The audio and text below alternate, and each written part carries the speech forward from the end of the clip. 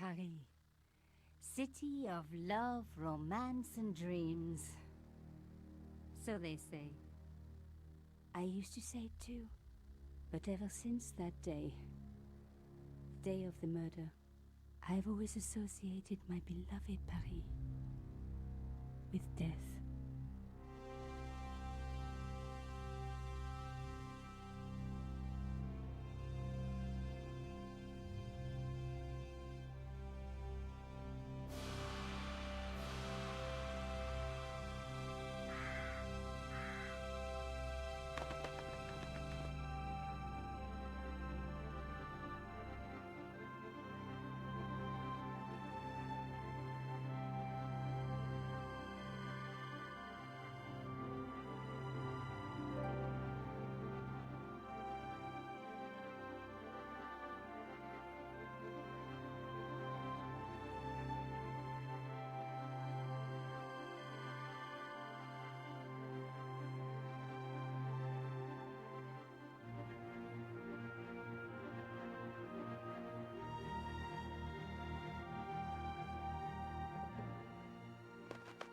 I was at home having a bath when my editor called.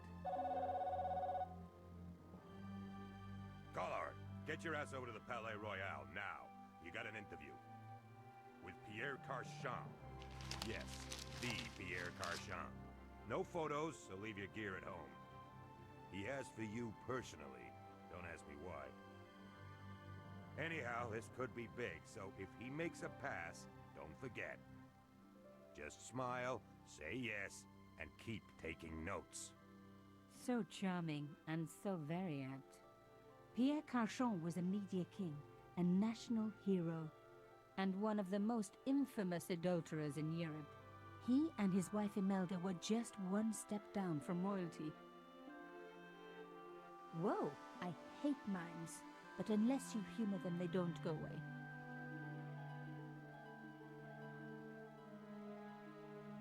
Here I was, the palace of the Media King and the Ice Queen. I pressed the doorbell and set in motion a chain of events which would change my life forever. Yes? What is it? Madame, my name is Nico Collard. I'm here to see Monsieur Carchon. Come up, we're on the first floor.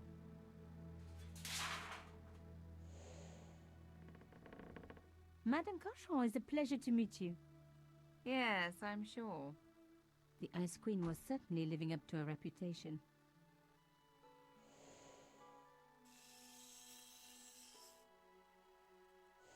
Will you be staying for the interview? Mademoiselle, I know little of my husband's business affairs, and I care even less. I certainly have no intention of watching him pore over yet another pretty little journalist. Pretty? You're too kind, madame.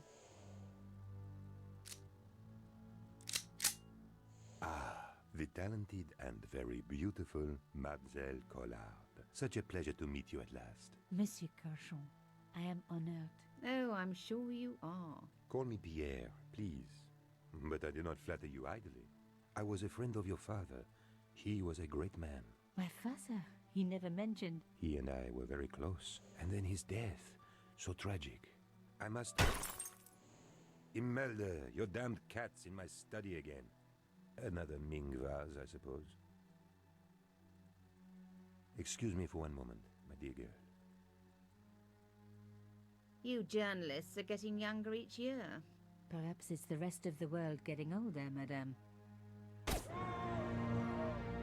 That was no cat.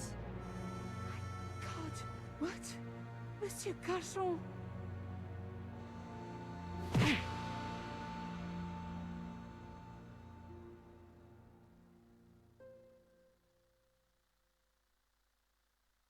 He's dead. I must call the police. You'd better stay here. There was a man. It was the mime. Do you think he... Well, I believe we can rule out suicide, don't you? No wonder they called her the Ice Queen. She would have been top of my list of suspects if I hadn't seen the attacker myself. And if I hadn't come across a couple of murders just like this already.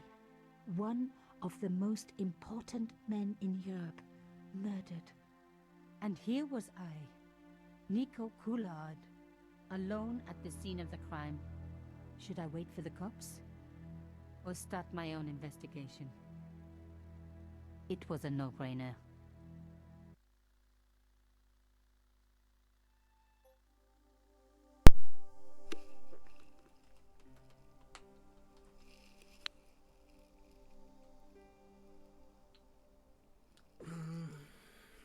Let's sort my face out.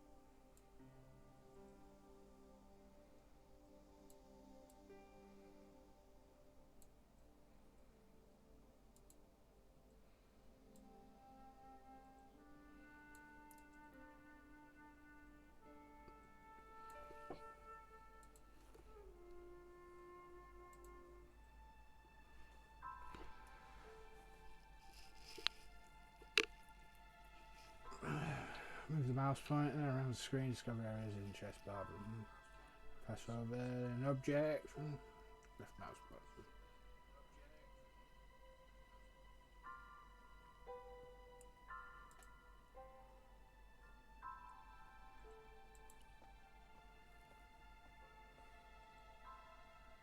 Mimes and guns don't usually go together, but I had an idea that this was no ordinary mime. I'd come across this murderer before, and written about him. The costume killer, at least that's what I called him.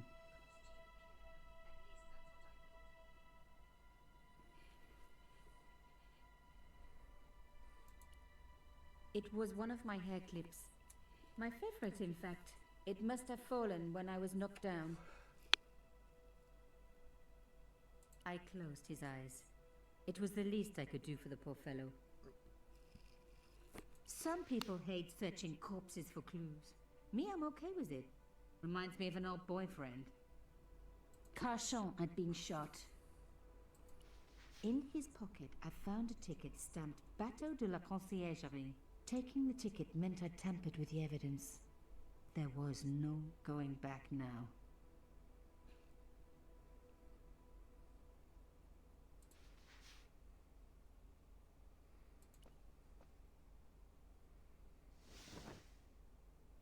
A small round piece of glass had been cut out of the pane. This was a professional job.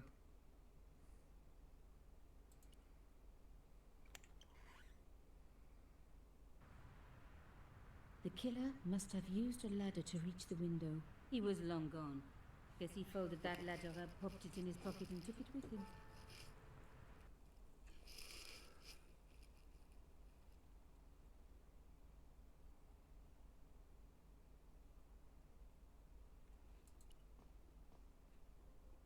The police could turn up somewhere. There were clues to the murder, and I needed to find them.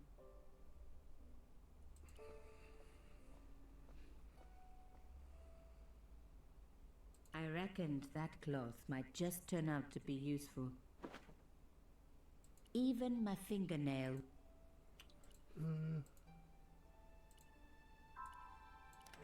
Aha, Nico. You are just... Instead of comforting Imelda, I was ransacking her flat. Why? Because there was something going on here, and I had to get answers before the cops arrived. And hey, she'd been rude to me, so she had it coming.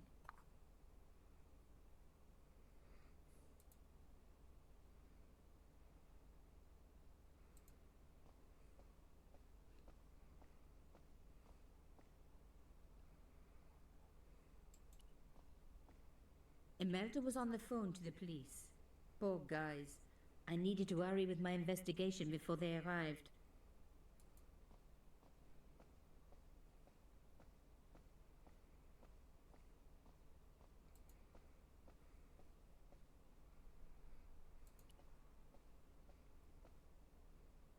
The door was locked. A modern key on an antique door. It wasn't going to work.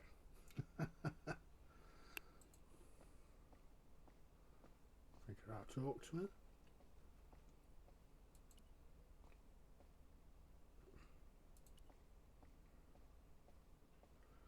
Let's double check. A bust of Pierre Cauchon, humble servant of La France.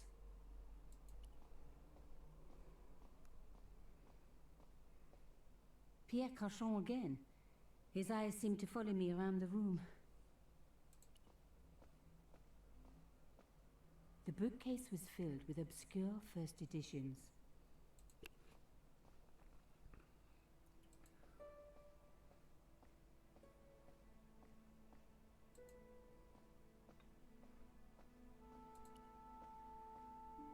She was deep in conversation. She took...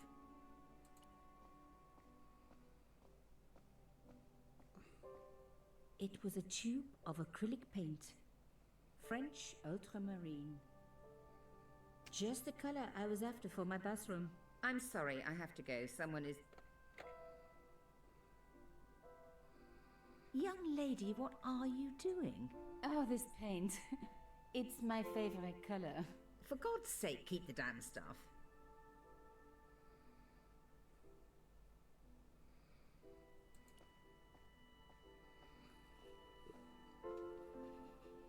Excuse me, madame. Yes?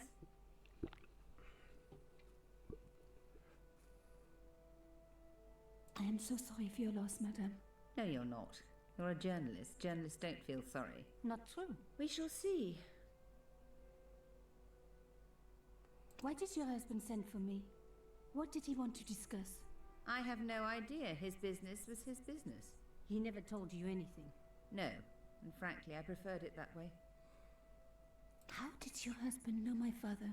I have no idea. You didn't know him? Thierry Collard? Pierre knew a lot of people I didn't know, most of them women. Why would a mime want to kill your husband? Pierre had plenty of enemies. Half the husbands in Paris for a start. This is quite a scoop for you. I suppose you're already inventing the headlines. Just because I am a journalist. Don't patronize me. You're all cut from the same cloth. Do you have any moral sense at all? Yes, that's why I do this job. You do it to see your name in print. As if my editor gets the byline, I just do the work. Well, don't expect my sympathy. The police will be here soon, madame. Is there anybody you would like me to contact? Family, friends? No, I have no family. Pierre and I were... He was all I had, really. Not much, was it? The dutiful wife. That was my role. He never talked, never let me in. I know one thing, madame. What? If you want to find out who killed your husband, then you let me do the job, not the police. Why? How do I know I can trust you? Your husband invited me here today because he needed me. I think he knew somebody wanted to kill him, and he knew I could help. I doubt it was your database he was after. You're wrong. I was onto his killers already, I am sure of it. Please, you owe it to him. I don't know. All I need is a few more minutes to look around before the police come. You really do have a moral sense, don't you? I trust so few people. And perhaps Pierre really did think that you could help. Of course it wouldn't have stopped him seducing you too. Here, take this. It's the key to the drawing room next to the library at the end of the hall. It was Pierre's room. I rarely went in there. I couldn't. I was too scared of what I might find. Thank you. I promise you won't regret this. Certainly says a lot about French police. In the 90s, that is.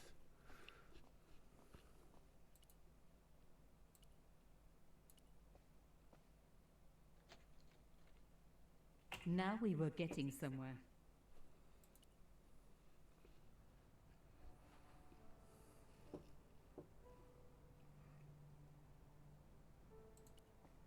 I didn't need the lights on. The painting showed the Cauchons together, in love. As the poet said, the past is a different country. Or did I read that in a fortune cookie? There was the very faintest of clicks.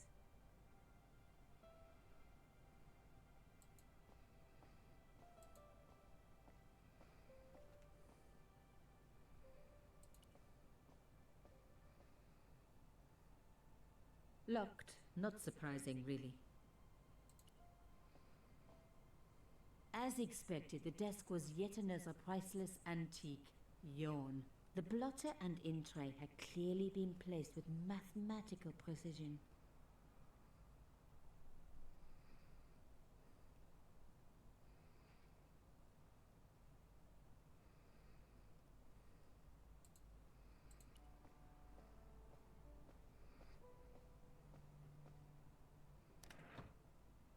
Behind the picture was a safe.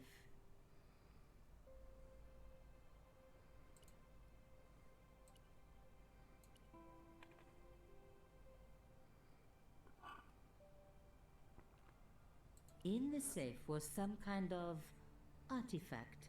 There were strange symbols on its surface. It looked like the printer's blocks I'd made at art school. If there was one thing I'd learned about symbols, they are always important.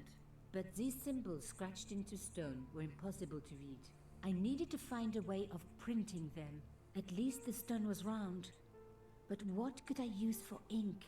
And what could I print on? Sure, I was stealing, but I knew Imelda didn't know about the artifact, and Carchon was past caring.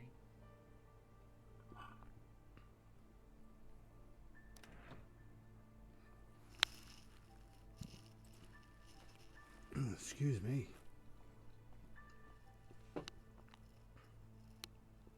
My heart skipped a beat. It was a carved elephant. But not just any carved elephant. It had been made by my father. I knew for certain because in my apartment I had its exact twin, carved into a box he had made. So Carchon had known my father. They really must have been friends. I decided to take the carved elephant. It clearly meant nothing to Imelda.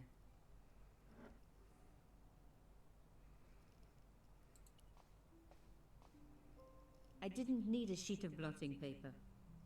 Not while it was blank.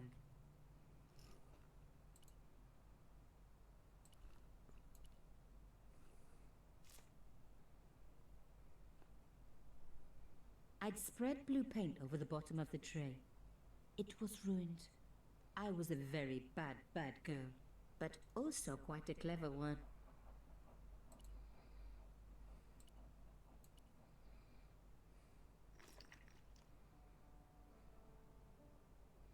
I rolled the artifact in the paint until it was completely coated.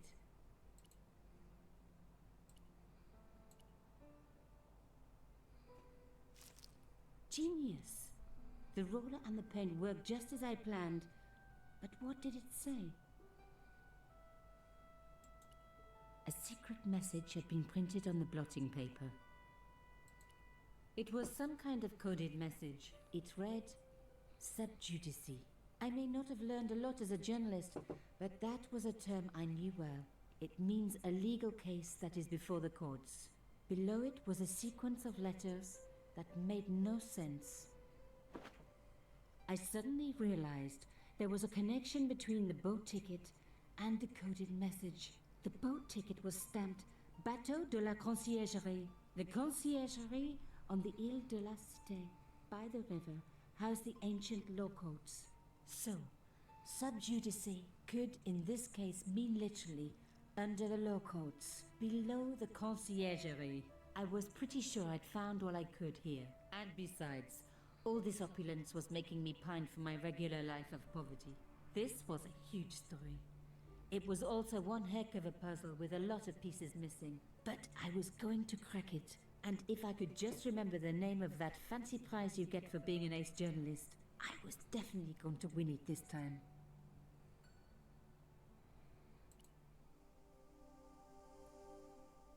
Oh.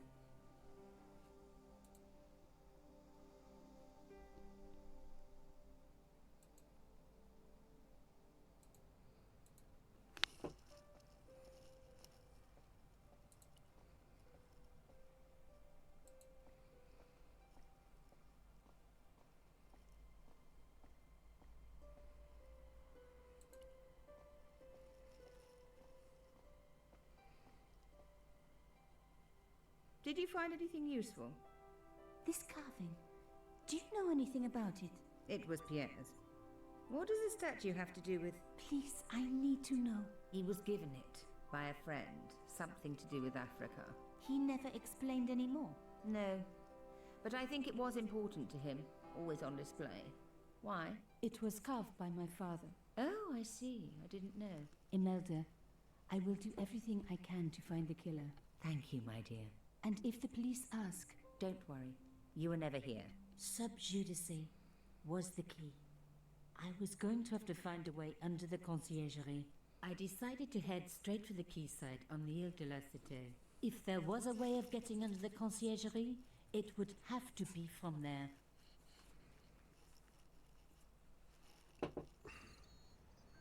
Canchon wasn't the type for messing about on the river. He was up. Nope. Didn't mean to do that.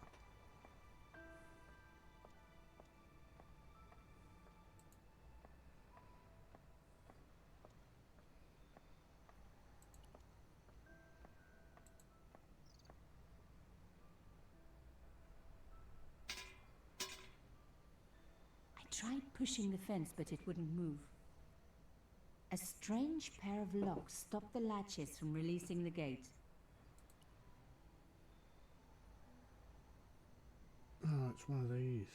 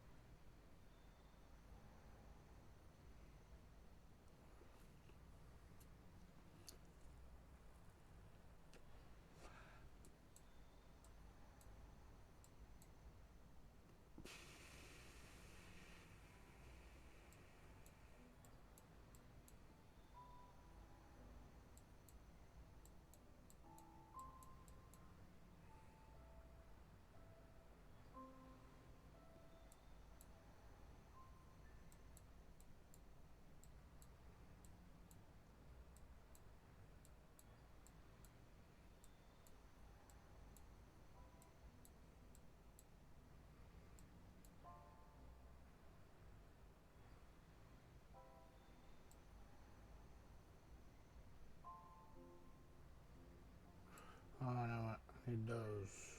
Need that over there.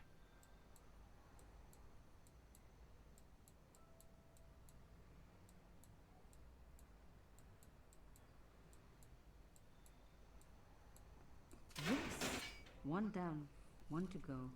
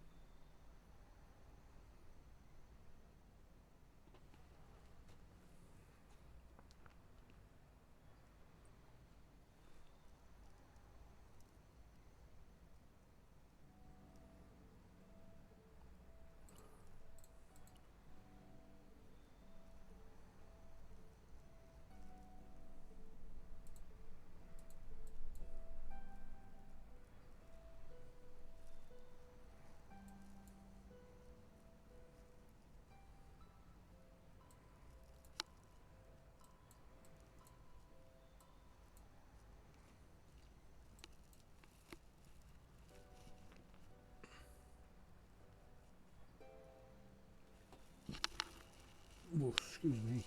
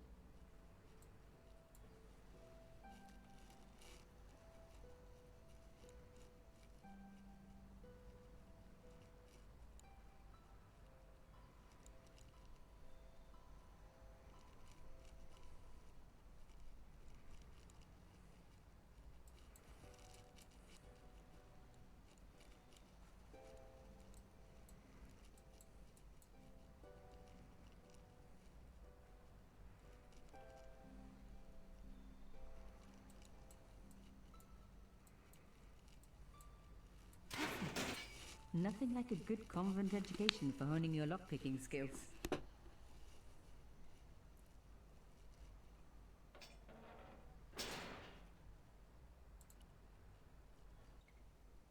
For a room full of junk, that was one very sophisticated lock system. This place was definitely fishy, in more ways than one.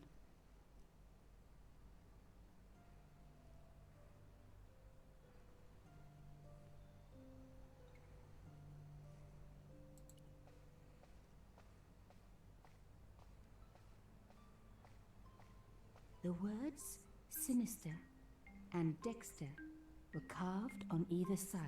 Now any good convent girl like me knows the old Roman for left, right, left, right. But what did it mean here?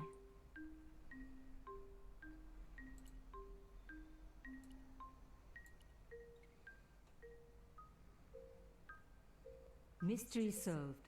Carchon's stone cylinder slotted into the hole with a satisfying click.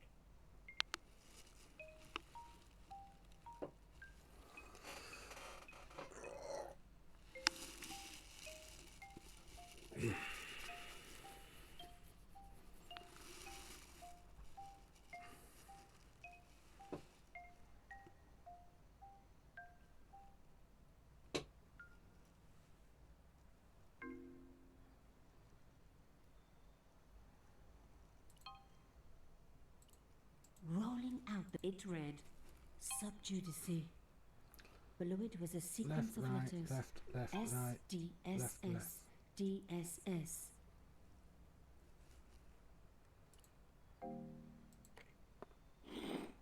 A satisfying click. Another.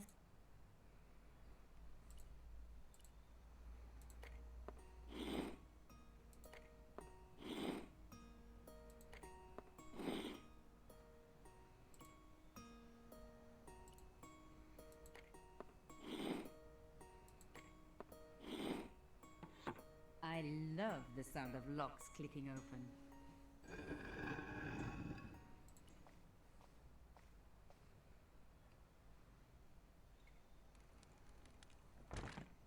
Oops. An old shell case. I wondered what that was doing there.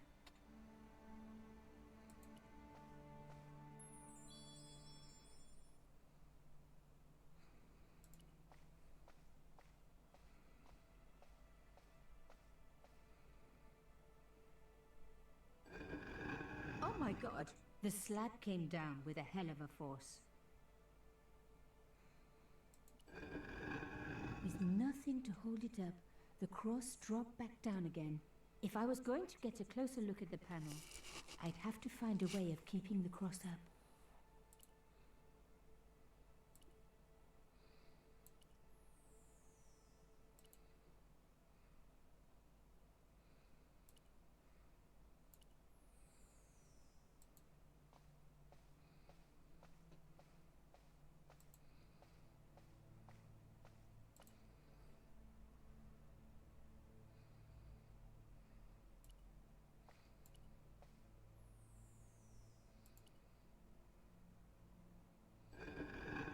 Lifting the cross closed the entrance door and also opened some kind of stone panel. Ingenious.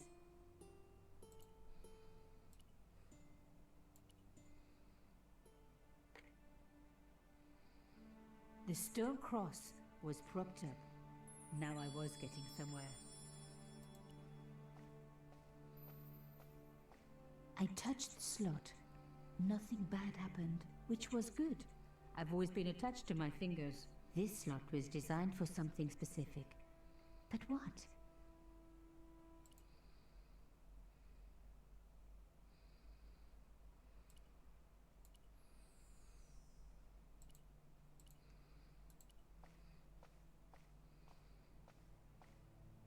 I removed the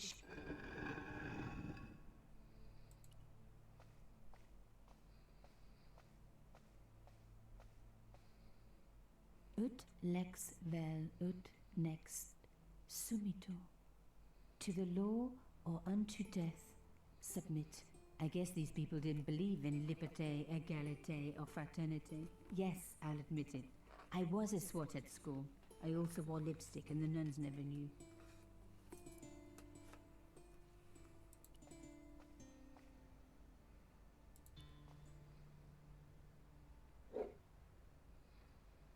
I removed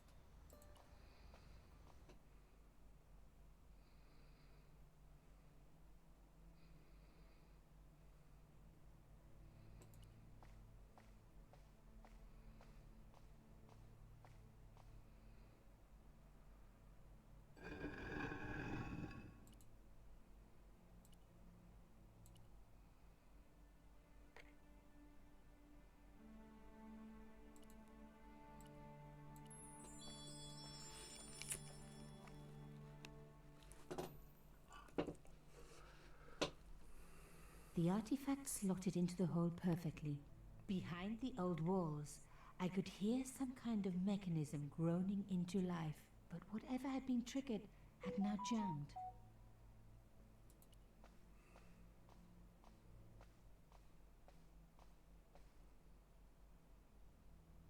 The gap was too thin for me to get a grip. I needed something thin enough to prise the door open.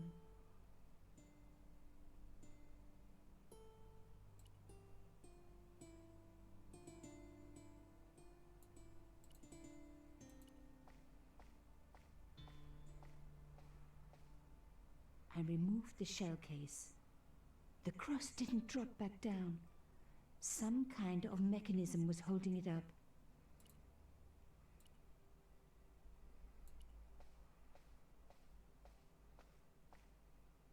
The gap was too narrow.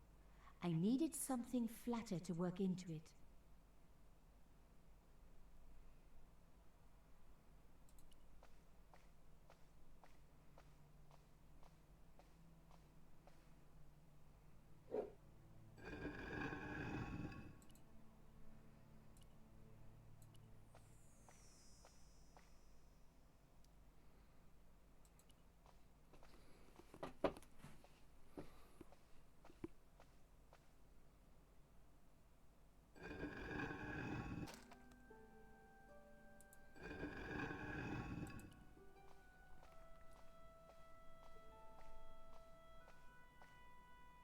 The stone slab had flattened one end of the shell case.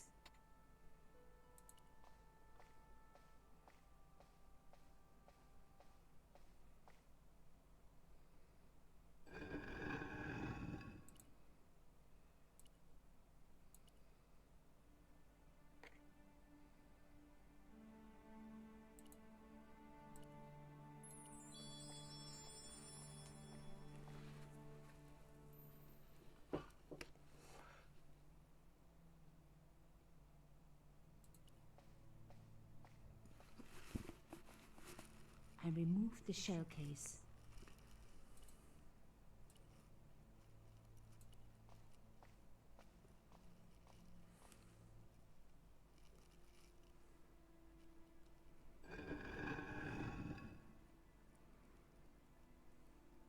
Another good use for a shell case.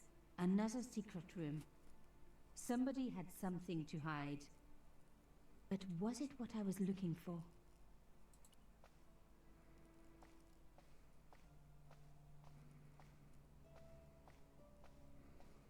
That's a very nicely decorated room. Wow. Through the darkness, I could see that this was a stateroom. But for what purpose? And how did it tie in with Carchon?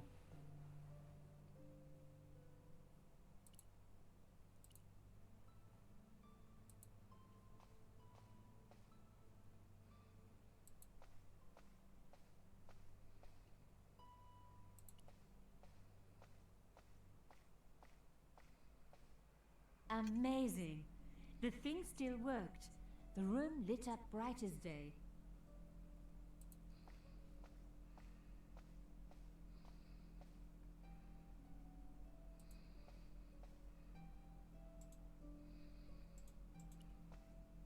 A slot next to the safe door. All I had to do was find something to fit. It was like being back in kindergarten. All I needed now was a shape that would fit the slot. A door like that always has something important behind it. I had to find a way to unlock it. I wasn't going to find anything in this old desk. It hadn't been used for years.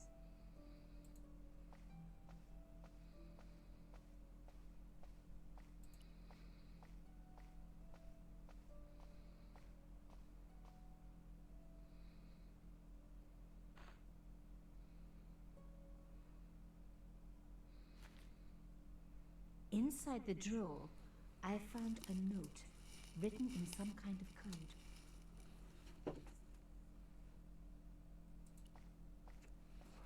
It was pretty clear from the lack of dust that someone had been working very recently at this desk.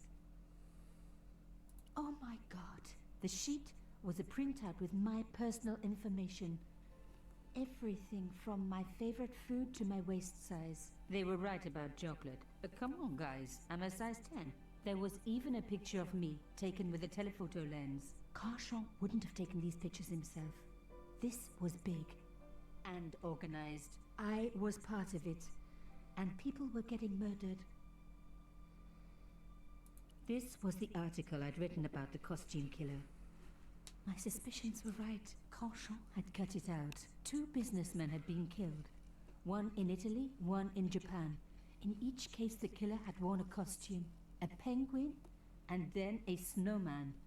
But that wasn't the only link between the 2 murders. Both the victims had been big media do-gooders, and I proved they were just the opposite. So, how did they fit in with Carchon? My articles about the dregs at the bottom of the mug hadn't dried out or gone moldy. It wasn't more than a day old.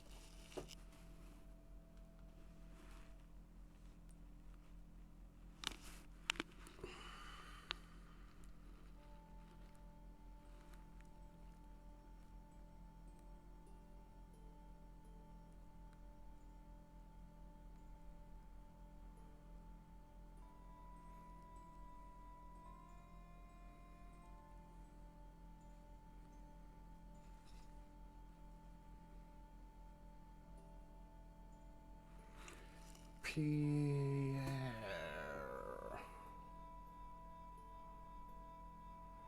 Bloody French.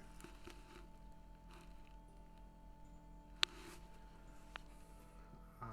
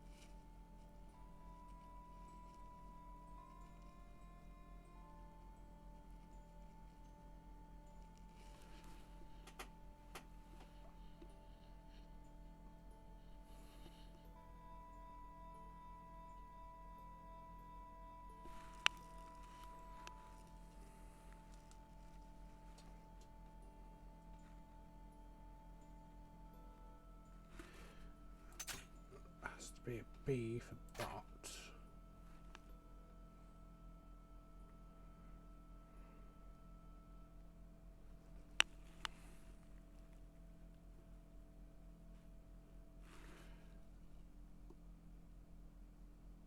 That's an S.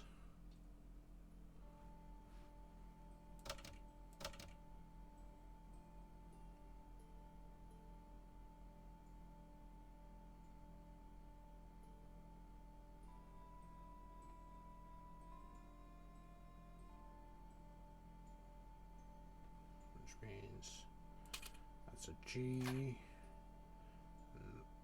that's an N. That's an A.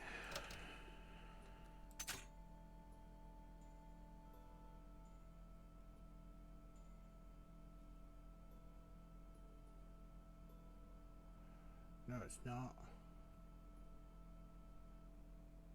Is it?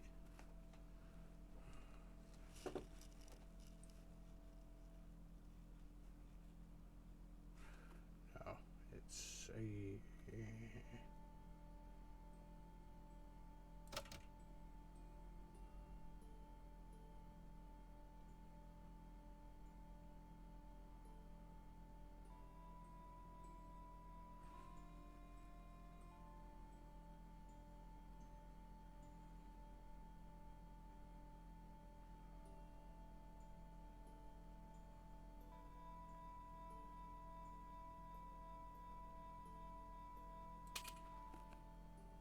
H.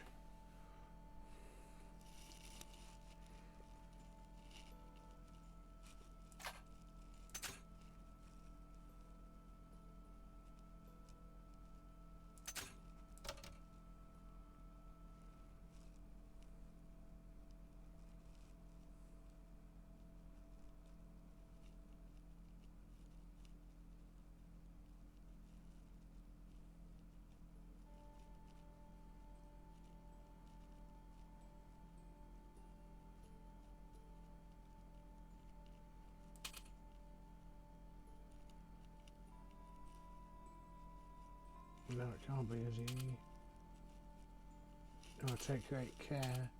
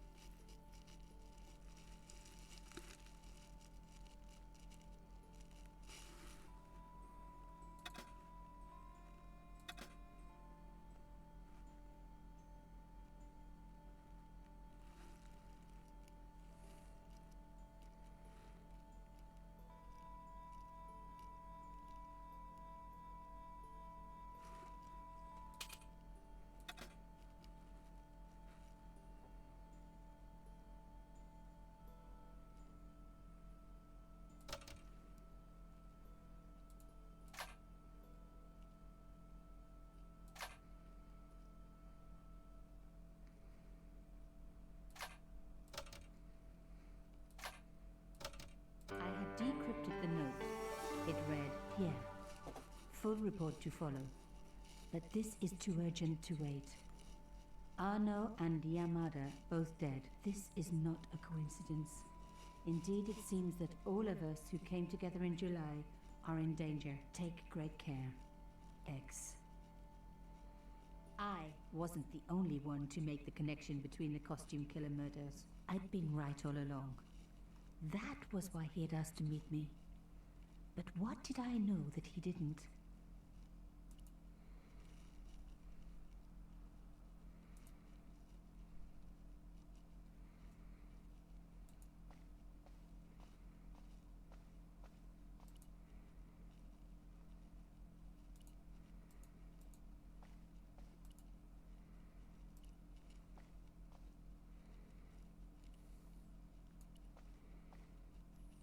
Yeah, I thought as much.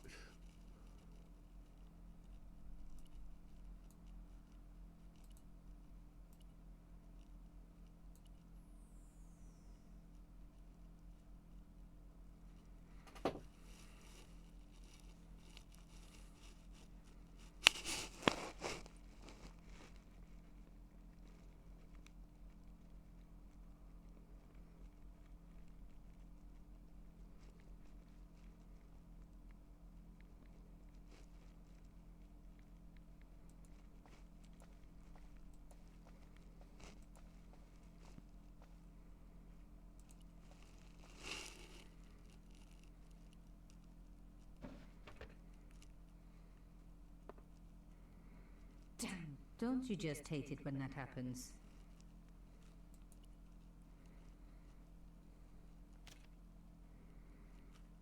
A photo, long lost, had fallen down the back of the drawer. It was very old, but there was no mistaking the guy in the foreground. Carchon. Behind him were soldiers, a burning village and a corpse. The photograph was cropped on the right-hand side. Somebody else in the picture obviously didn't want to be in it anymore. I wasn't surprised. This was Africa in the 60s. An uprising was being brutally suppressed. And here was Mr. Media himself, Carchon, doing the suppressing. The photograph was not just powerful evidence. It was also my ticket to one explosive story. I had enough for a story. An amazing story that was going to make my reputation and blow Carchon's to pieces. I needed to get home fast and start typing.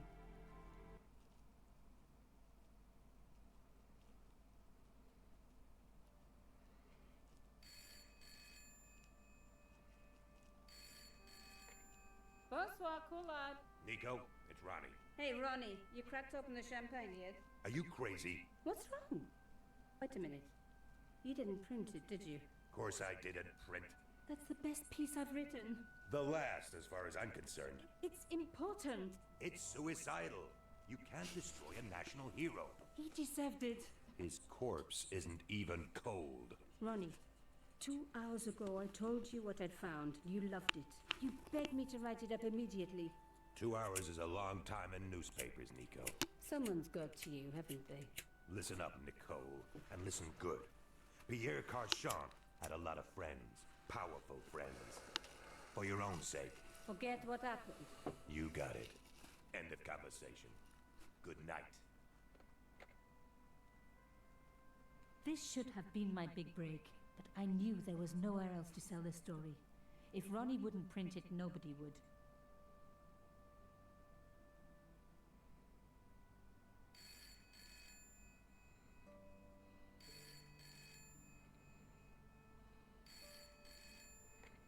Bonsoir, Collard. Mademoiselle Collard, my name is Plantard. I need to talk to you about your story. Your Pierre Carchon story. How did you know about that? There are people out there, madame, who will be very upset by this story. Oh, really? Well, it's their lucky day. It's been spiked. Yes, I know. We must meet. We must? I have information relating to your costume killer stories. Tomorrow morning, 8 a.m. Café de la Chandelle Verte, Rue Alain Court. I shall be wearing a grey overcoat. You must talk to no one about this. You can't tell me what to... Tomorrow at 8. I'll be waiting. People complain about newspaper articles all the time, but not usually before they're printed. I was beginning to feel scared. This guy, Plantard, could I trust him? Should I meet him or forget the whole business? I didn't have an answer.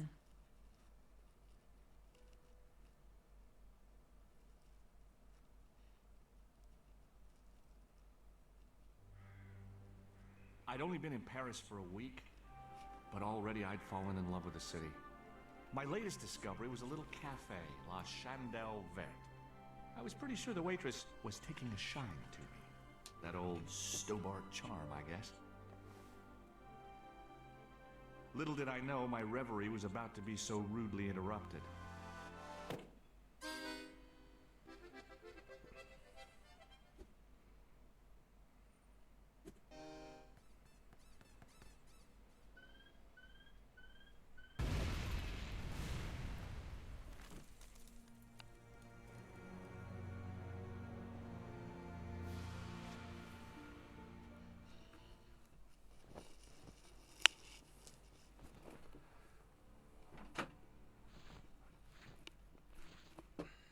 As I picked myself up, I was really angry.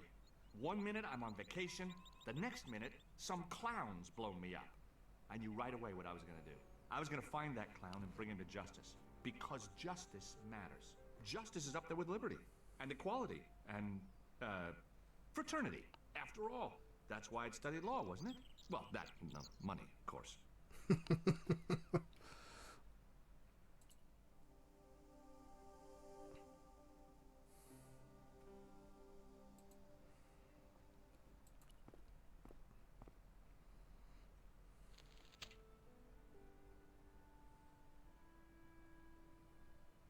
The leading article referred to the visit of a Nobel Prize winner from some unpronounceable Eastern European state.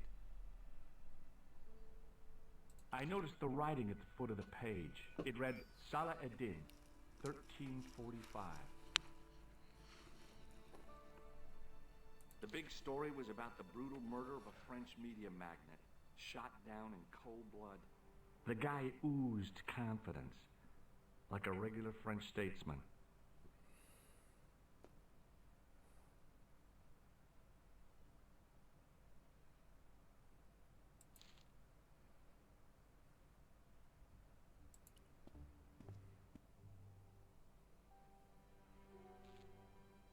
It was the body of the old man. It was hard to believe I'd seen him alive only minutes before.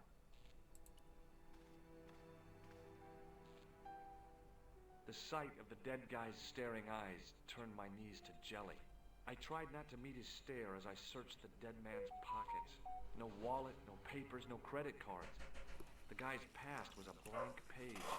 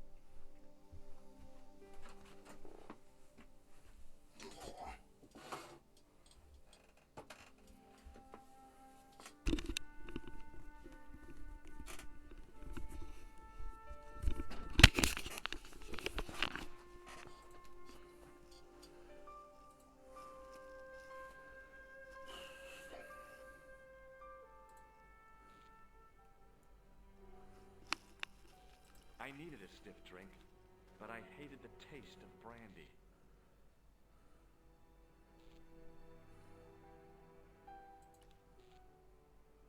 Oh, my head. Never again. How much vodka did I drink? Oh, no, don't tell me. What is your name, Sherry? George Stobart, ma'am. You look like you could use a little help. I could use a little drink. I feel sick, dizzy, and bruised. I don't even remember the party. Just relax and take it easy. You've been knocked out. You don't say. What happened? There's been an explosion. You should try not to move. Are you a doctor? No, but I used to play hospitals when I was a kid. Can you remember anything at all? No. I need a drink. Pour me a brandy. You could be in shock. No alcohol. What about the old man? Is he dead?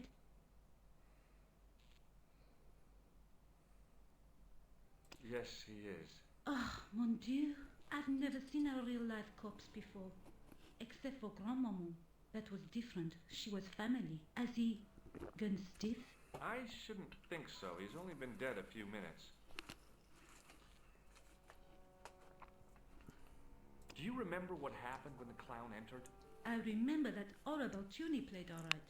It was like a funeral dirge. I'd never liked accordion music either. Did the clown speak to the old man? No, he just laughed at him. Then he grabbed the old man's briefcase and ran out of the door. Did the old man try to stop the clown? Oh, he didn't have a chance. The clown dropped his accordion and ran out of the door. That's it. That's all I can remember. Did you know the old man? No, monsieur. I never saw him before. How did the old man behave? Well, agitated. He kept looking about him at the door, at his watch. As if he was waiting for someone? Yes, I suppose so. He was worried about something, that's for sure. If you ask me, he was having an affair. He had that look about him, like a guilty husband. French stereotypes playing up like normal. Did you see what the old man had in his briefcase? No, he didn't open it. What did the old man do when the clown snatched his briefcase? Nothing. He just sat there like he was frozen.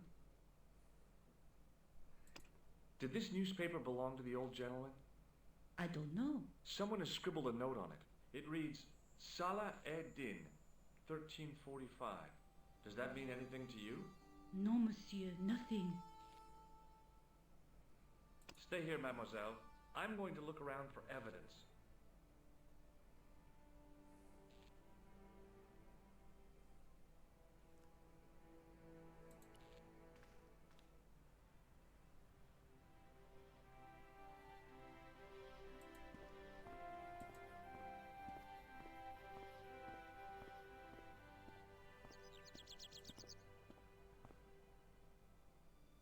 The clown had fled into this alley, but there was no sign of him now.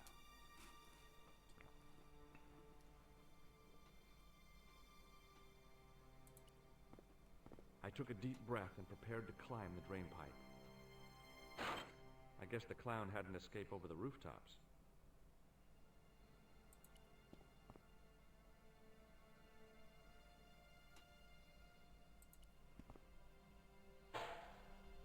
It smelled like someone had dumped a truckload of fish in a locker room on a hot summer afternoon.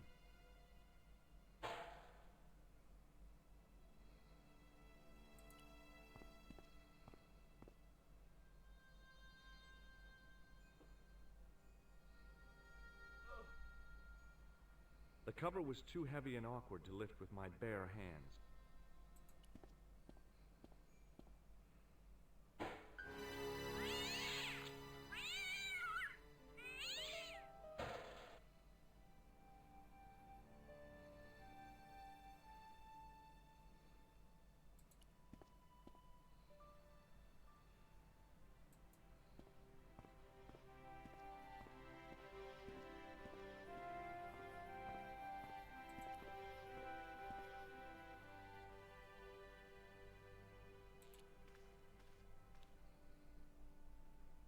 I checked his pockets.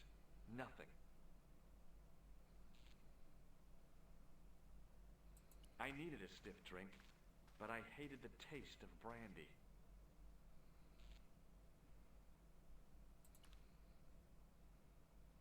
Stay here, mademoiselle. I'm going...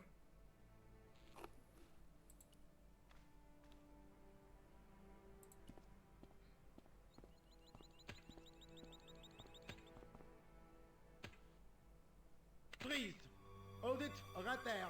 Whoa, don't shoot. I'm innocent. I'm an American.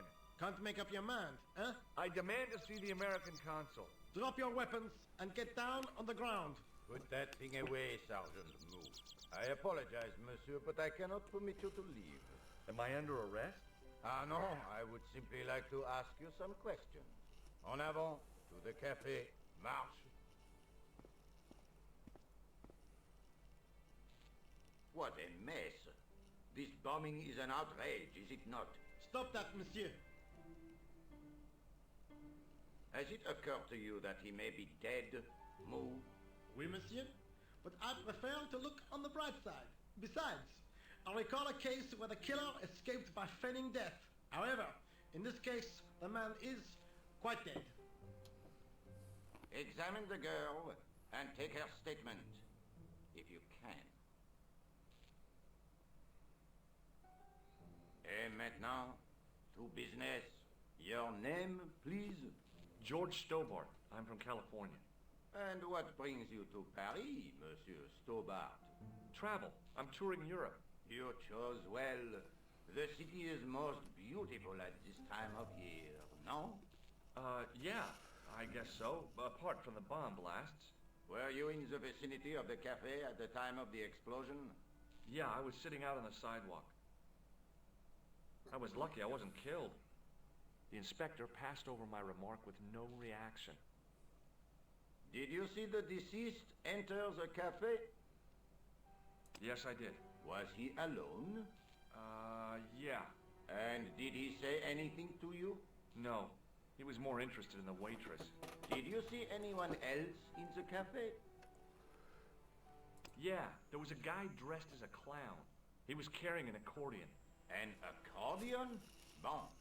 The picture is forming in my mind, and it is not a pretty one.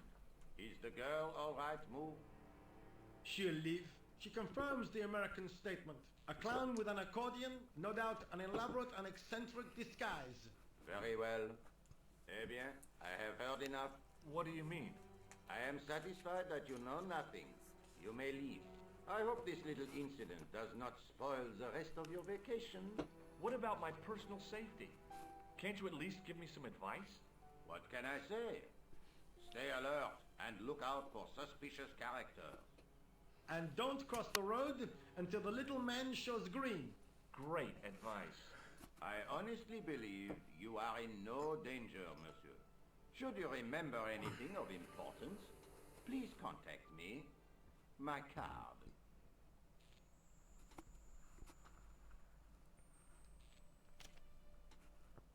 Thanks. That is all.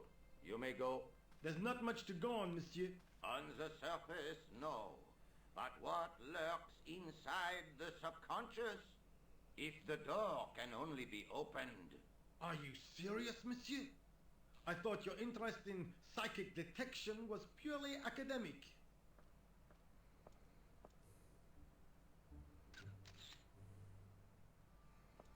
Excuse me, mademoiselle? Hi. My name's George Stobart. Oh, an American by the sound of it. Yep, that's right. On vacation in Paris. Some vacation, huh? You were here when the bomb went off? Sure was. Sat right out in front of the cafe. Did you notice a middle-aged man, maybe 60, with a hat and overcoat? I couldn't believe it. She hadn't even asked how I was feeling. Yeah, he went inside just before the bomb exploded. You weren't related to him, were you? Oh, no, nothing like that. I'm Nika Collard from La Liberté. What is that, some kind of nightclub? Oh, no, it's a newspaper. You're a reporter? I'm a freelance photojournalist. Say, you could interview me about the bombing. An eyewitness account, minutes after the outrage that shook the whole of Paris. You know, real-life drama, human interest, that kind of stuff. I'll just stick to the facts, thank you. Did you see who planted the bomb? I know it sounds crazy, but he was dressed like a clown. A clown? It's him again. Have you met the clown before? It's a long story. I have plenty of time. I don't. Who was the guy you were supposed to meet? His name was Plantar. I didn't know him, but he called me last night. He said he had a story which would interest me. He asked me to meet him at the cafe. I guess I'll never know what he wanted to tell me. Well, not unless you have Rosso's gift for psychic interrogation. How did Plantard get your name? Through the newspaper, La Liberté. I'd written an article linking two unsolved murders, one in Italy, the other in Japan. The cases were remarkably similar. A wealthy victim, no apparent motive, and a costume killer. Plantard said he could supply me with more information. Well, somehow the clown must have known about our appointment. Do you know a police officer called Rosso? Rosso? Our paths have a knack of crossing. If I didn't know better, I'd say it was deliberate. Have you seen Rosso? Is he here? He's inside, attempting to question a witness with his psychic powers. That guy is weird. Yeah. Why won't you tell me about the clown? Why do you want to get involved? Because he almost killed me. Isn't that reason enough? I guess so. Listen, I'll give you my phone number. You help me with my story and I'll let you in on what I know. And let's get one thing straight right now. This is strictly business. Okay, it's a deal. I have to go develop these pictures. I'll be on some, monsieur. Fine. I'll see you soon.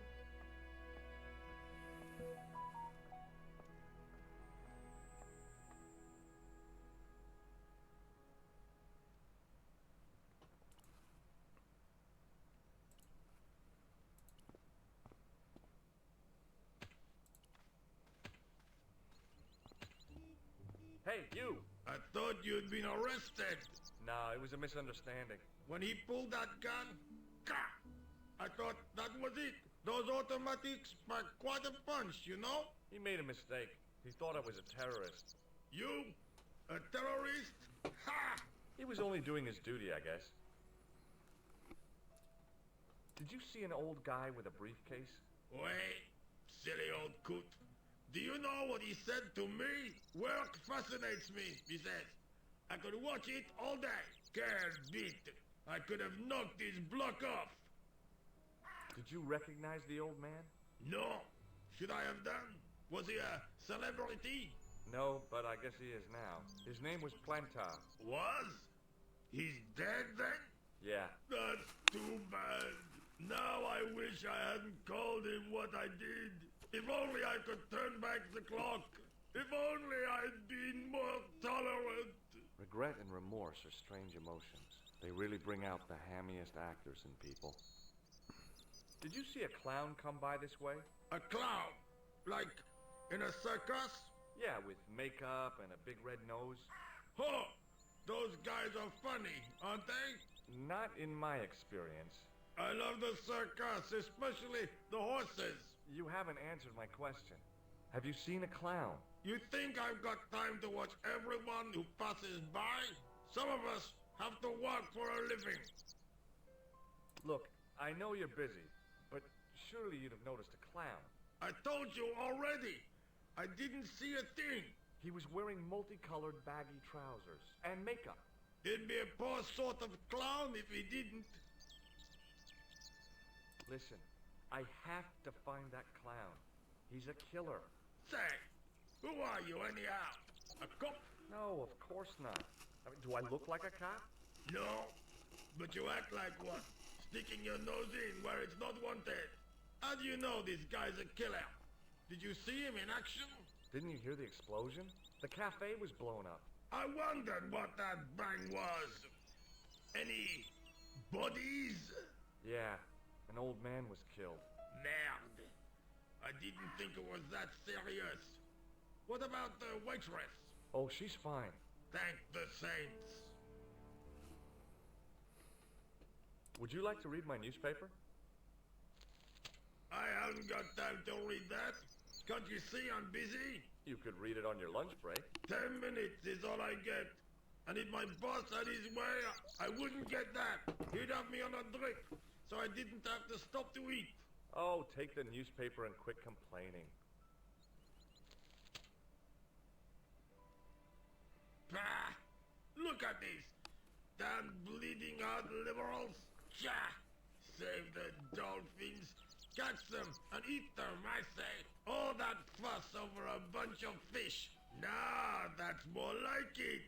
Look at the size of those. Like champagne bottle corks, no? Ah, what's this? Saladin running in the Prix de l'Arc de Triomphe. It's a racehorse? A horse? A legend. Bucephalus reborn, mon ami. Like a streak of lightning she is. Do me a favor, won't you? Keep an eye on my hole. I'm off to put some money on that nag. What about your toolbox? Stuff it. Help yourself.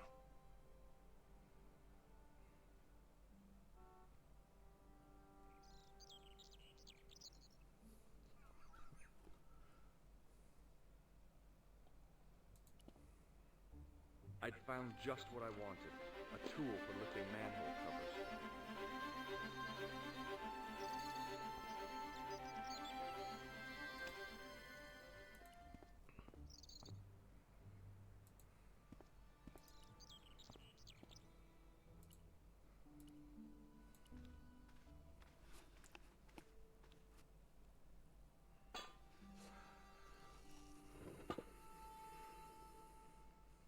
I lifted the cover to reveal what smelt like the entrance to a sewer.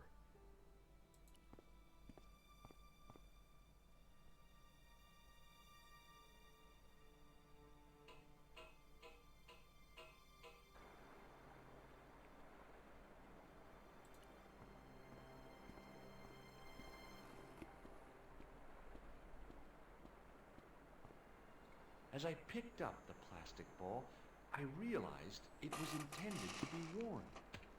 It was the clown's red nose.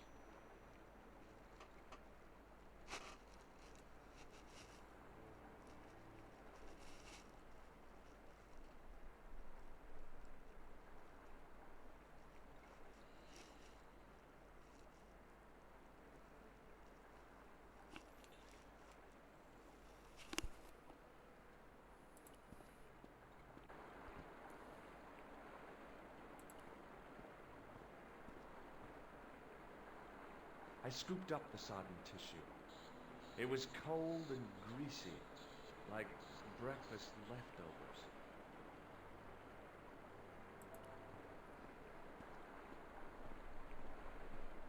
I took hold of the scrap of material and unsnagged it from the spike.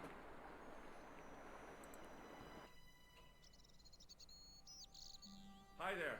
Hold it right there, you sewer rat. I knew you'd come back. And now I've got you. What are you talking about? You're trespassing. Come out of there, immediately.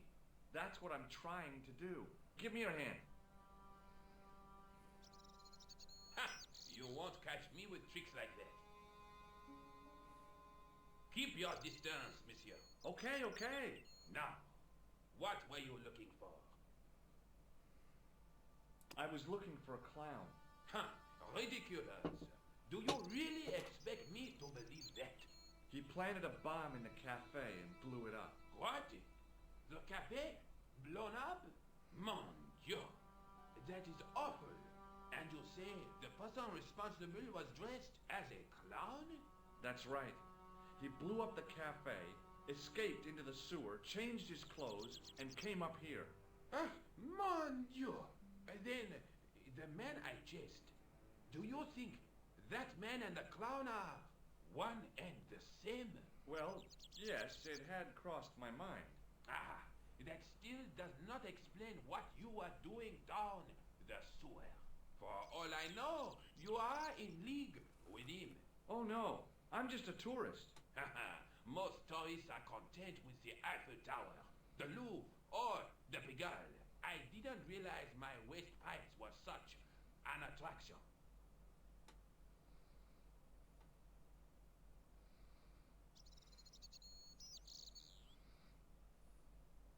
Tell me about the man you apprehended. What is there to tell? He was a typical criminal type.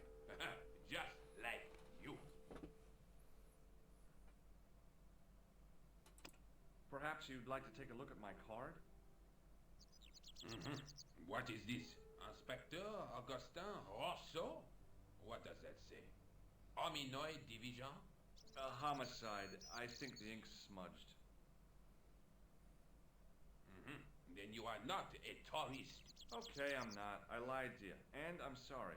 Don't apologize, monsieur. You know, I had a feeling there was something different about you.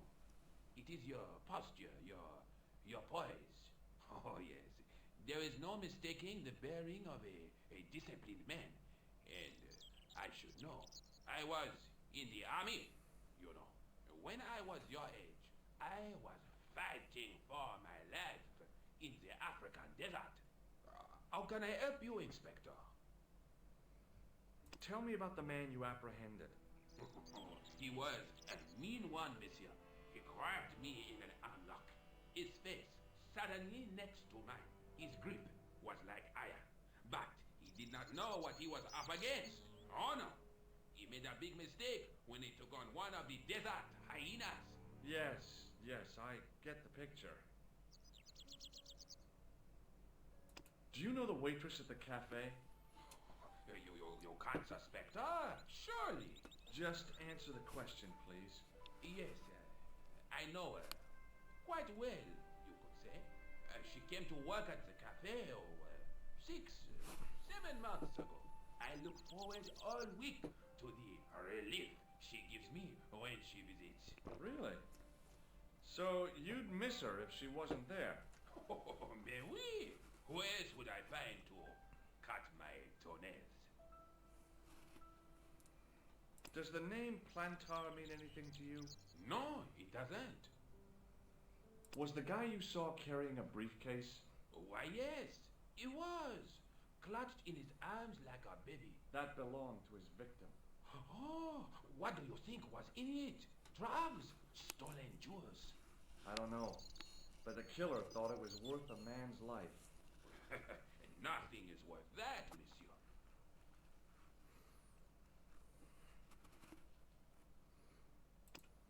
What does this tissue mean to you? Nothing, monsieur. It's disgusting. What on earth possessed you to show it to me? Someone has emptied their nostrils into it. Does this piece of material mean anything to you? That is the same cloth as the jacket I found. I'd recognize that pattern anywhere. Now, about the jacket you found. Do you have it here? No, monsieur. One of the sleeves was badly torn, so I sent it for repair. A pity, because otherwise it was a fine piece of quality tailoring. It had the tailor's name inside on the label. Where did you send the jacket? I gave it to an itinerant Romani seamstress. Just my luck. Was there anything in the jacket pockets? Not a sou. You know what I think? Do tell me. He changed out of the clown suit and cunningly disguised himself as an ordinary person. Looks like I'm up against a mastermind. What was the name on the label? It was a foreign name. Todrick, I think. Did you get the address? There wasn't one, monsieur. Only a telephone number. Well, I don't expect you to remember a phone number you've only seen once. 74 98 08 59. You're kidding. That's his phone number? Yes, that's it. A little trick with numbers that I learned in the desert. I was taught the technique by a Tuareg shaman. That's incredible. It comes in handy at the supermarket checkout. Do I get a reward? Honesty, monsieur, is its own reward. Then I'm glad I do not rely on honesty to pay the bills.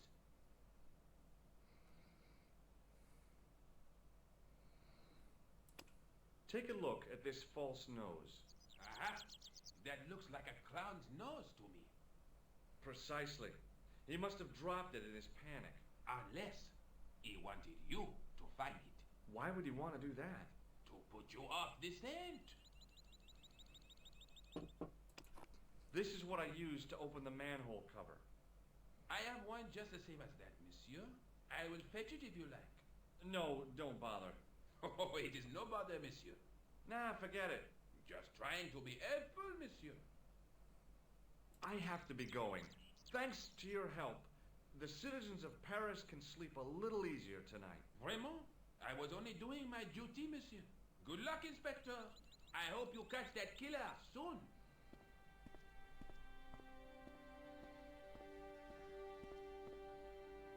So the clown had escaped into the sewer, come up into the courtyard, and then slipped back into the street field. It wasn't much, but it was more than the cops had got.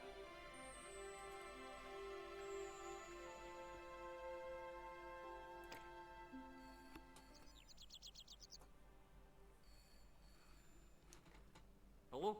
Who is this? Hi, my name's George Stobart. You don't know me.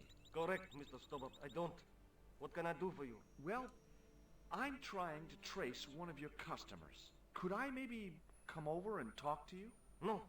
No, that's not possible. Oh, okay. Forget it. Listen, all I want is a name. What are you talking about? Who are you working for? I guess you might say I'm acting in the interests of truth and justice. Ah, thank God. I thought you were the police. There are innocent lives at stake, Mr. Todrick. Lives that you could save. You're collecting for charity, yes? No, I'm not. All I want from you is information. Go on. I'm listening.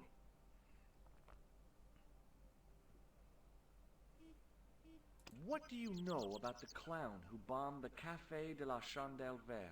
I don't have no idea what you're talking about. You're cool, Todrick.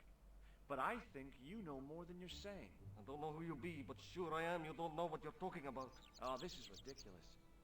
Quit playing games with me, Todrick. I tell you, I know nothing about no clown. Do you know a guy called Plantar? No, I never heard of him. Shall I tell you what happened to Plantar? How he was killed in cold blood? I told you, I never heard of Plantar. I expect Plantar's a family man, don't you? In their little apartment, Madame Plantar is cooking the supper, listening for the familiar sound of her husband's key in the door.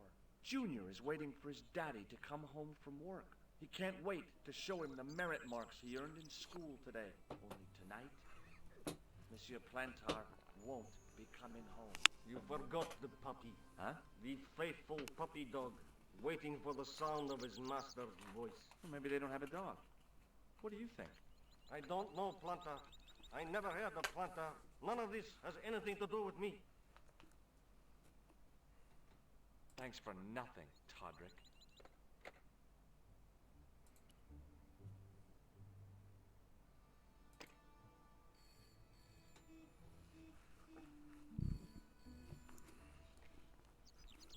Hello, Nico Cola. Hello? It's George. Oh, excuse me. You said to call if I could help. Have you any news for me? I met a witness who spoke to the clown.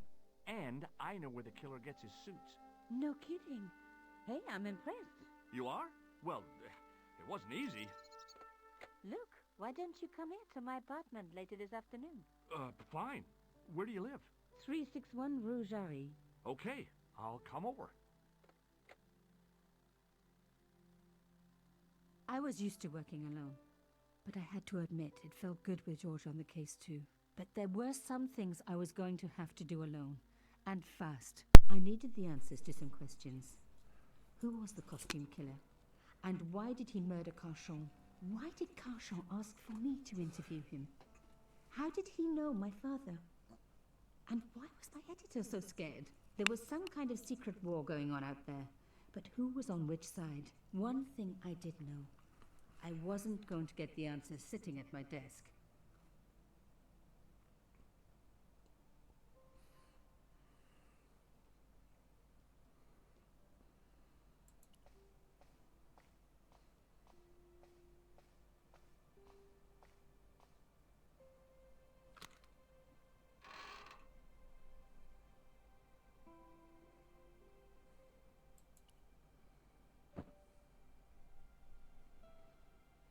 The box was carved by my father. It never had a key. The elephant on the lid was a perfect match to Carchon's.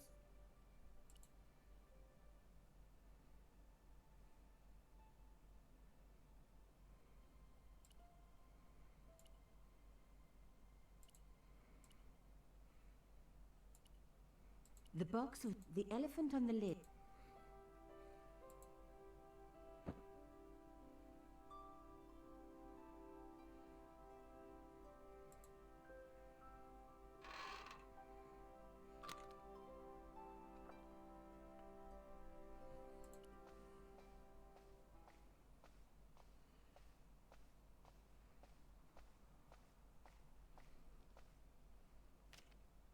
It was a photograph of my father, the first one I ever took, with the first camera he ever bought me.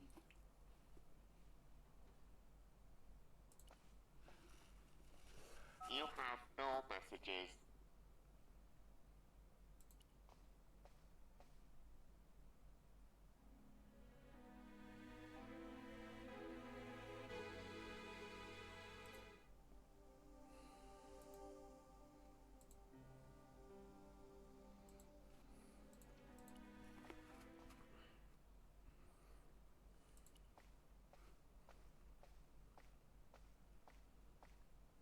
Mademoiselle Collard. Oh, hello there. Don't tell me. I'm going to meet a tall, dark man. No, I don't think so. Why would you say that? Oh, just a wild guess. Anyway, your cousin's female and very pretty. What? Your cousin from Marseille. How could you forget her so soon? She was only in your apartment yesterday. Ah, really? Such a charming young girl. Isn't she?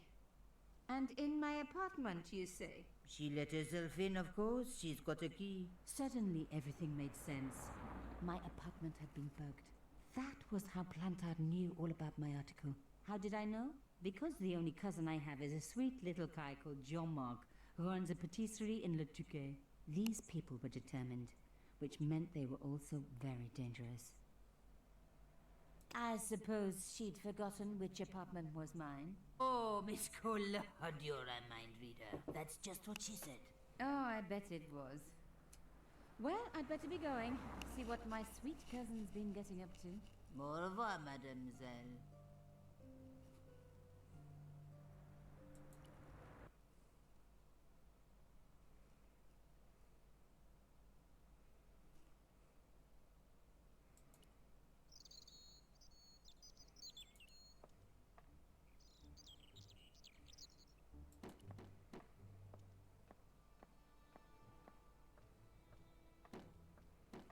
Hello, could I ask you some questions? That depends. Are you a cop?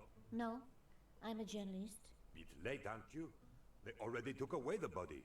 I'm doing a follow-up on this story.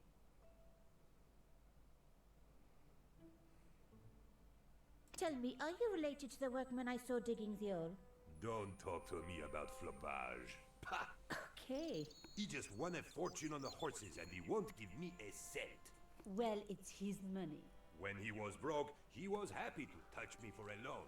Brothers should look after each other, he used to say. He's changed his tune, now he's brassed up. You're doing a fine job. Damn right I am. You should be writing about me, not that idiot that got blown up. The heroes who pick up the pieces when disaster strikes. Exactly. Well, give me your best man and maybe I'll put your picture in the article. Oh, right. Just give me a minute to do my hair.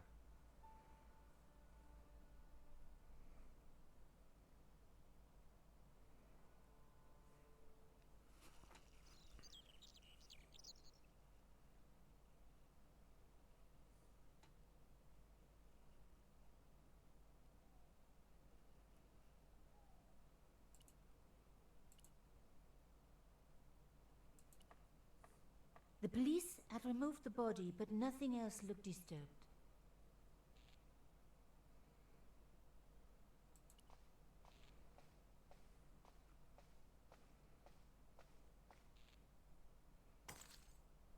Oops, stupid thing.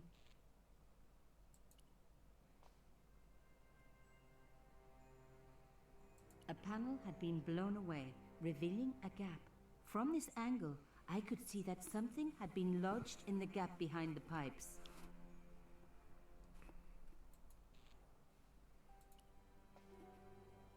Behind the table were some damaged pipes.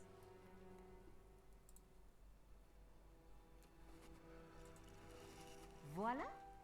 The police and forensic teams had missed a vital piece of evidence. Some kind of pouch. On the pouch was the cross symbol of Cauchon's organization. I was on the right track.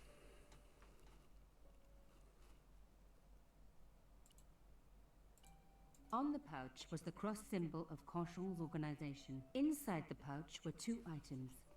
A strange metallic artifact and a letter in some kind of code. Another coded message using the same cipher system. So, Plantard was involved with Cochon.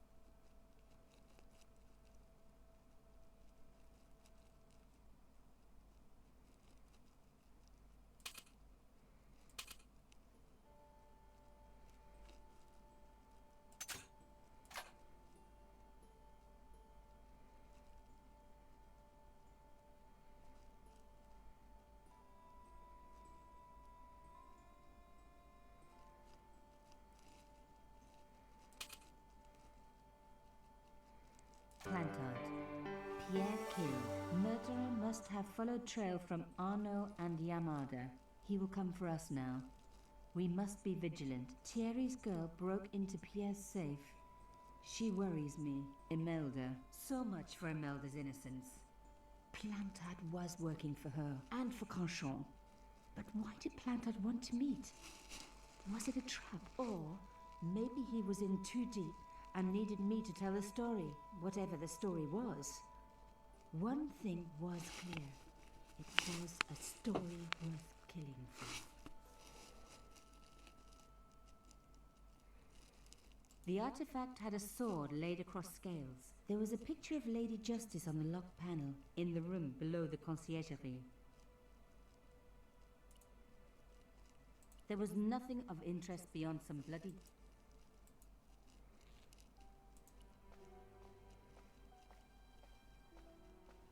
Some journalists drink on the job, not me.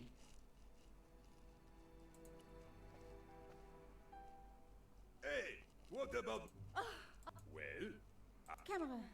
Ah, Well, this woman had fooled him easily enough, and found the evidence the police had missed.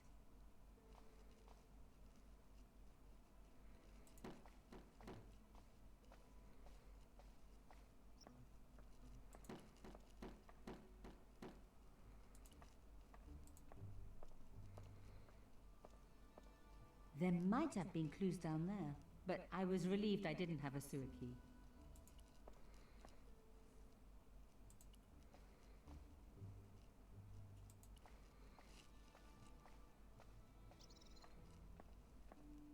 I didn't need to call anyone. The strange metal artifact I found in Plantard's pouch had pointed back to the quayside.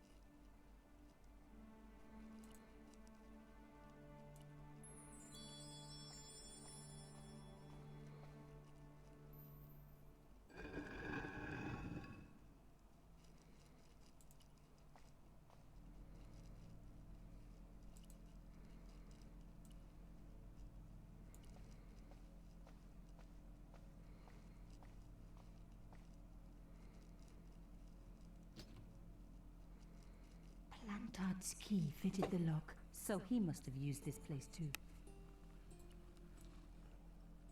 A photograph had been torn up. If I could just arrange the pieces.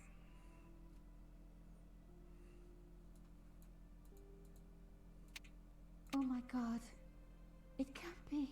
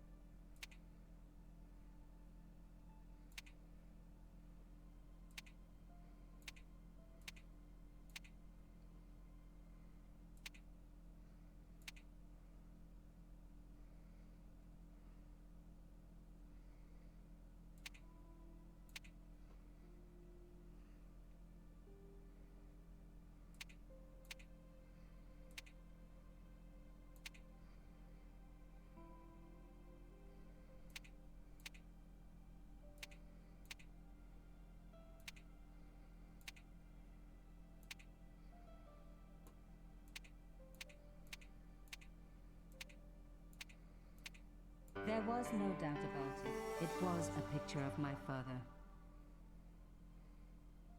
Papa, oh God. After what I'd gone through, I thought I could face anything, but not this.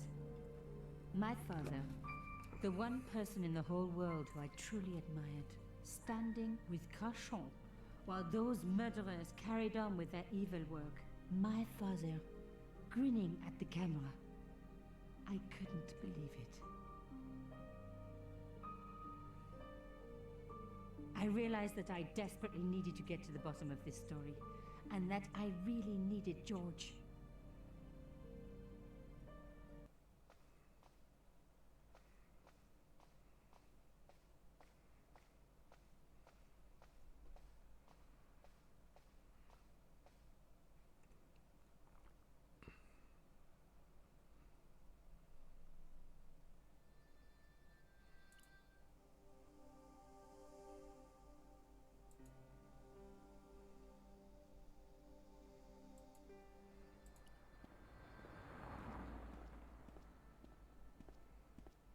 Oh, hi. Bonjour, monsieur. Would you like me to foretell your future? No thanks. I'm very good. It only takes a minute. Thanks all the same, but I'm not superstitious. Besides, if it only takes a minute, that's not much of a future to look forward to. Do you know a young woman called Nicole Collard? Yes, I do. She lives upstairs from me in the apartment block across the street. The door isn't locked, but you'll need to give it a gentle nudge. It sticks, you see, because of the dam. The landlord said he'd fix it before winter sets in. He's been saying that for 3 years. How long has Mademoiselle Collard lived here? A few months. She's in for a shock when the cold weather comes. Drafty windows, insufficient heating. It's a struggle to keep warm. The only reason I stay is because the rent is cheap. Your young lady, she deserves better. I thought Mademoiselle Collard was a successful photographer. Not as successful as she makes out for all her fine clothes. Oh, I've heard her crying herself to sleep at night. That's awful. Now don't you let on that I've told you. She's proud, that one. Too proud, if you ask me. Have you seen anyone out here watching Mademoiselle Collard's apartment? Yes, I have. A strange man. Tall and thin as a broomstick. He kept his face hidden, but I saw his eyes peering from evil little slits. How was he dressed? A long brown raincoat with an hat. Or like Humphrey Bogart? Yes, but he didn't have Bogart's charisma. Besides, this guy looked like he needed a toilet. You never saw Bogart clenching his buttocks like that. Is there anything else you can tell me about Mademoiselle Collard? No, monsieur. Are the flowers for sale? Oui, monsieur. Okay. I'll take a bunch of those white ones. I wouldn't do that if I was you. No? They are lilies, monsieur. Some people associate them with death. Yikes. Well, thanks for telling me. What other flowers do you have? Dahlias? What do they signify? Insecurity? I don't want to give her the wrong idea about me. What about the tall yellow ones? Those are iris, the flame of passion. And the little yellow ones? Sensuality. Well, they're no use to me. I want to make an impression, not jump down her throat. I've changed my mind. Will you tell my fortune? You're going on a long journey. My, oh my. What a surprise. Can you tell me anything I don't already know? How does this fortune-telling routine work? If I knew that, I wouldn't be selling flowers for a living. Haven't you ever wondered why you were blessed with the gift? Well, it's a bit like satellite television, I suppose. Some of us are born with a built-in receiver dish. I just happen to be one of the lucky ones. Can you really foretell the future? Only time will tell, monsieur. The strange thing is, I can't seem to see myself in the future. Other people, I have no problem. But when I try to see what might happen to me, nothing. That must be scary. Maybe. I figure it's a kind of natural safety mechanism. Either that, or I don't have a future. See you later. That's right, monsieur. You will.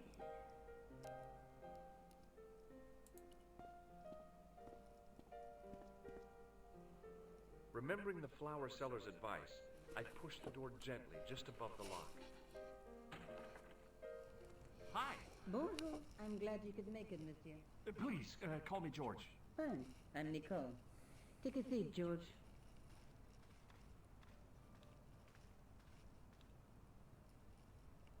Eh bien?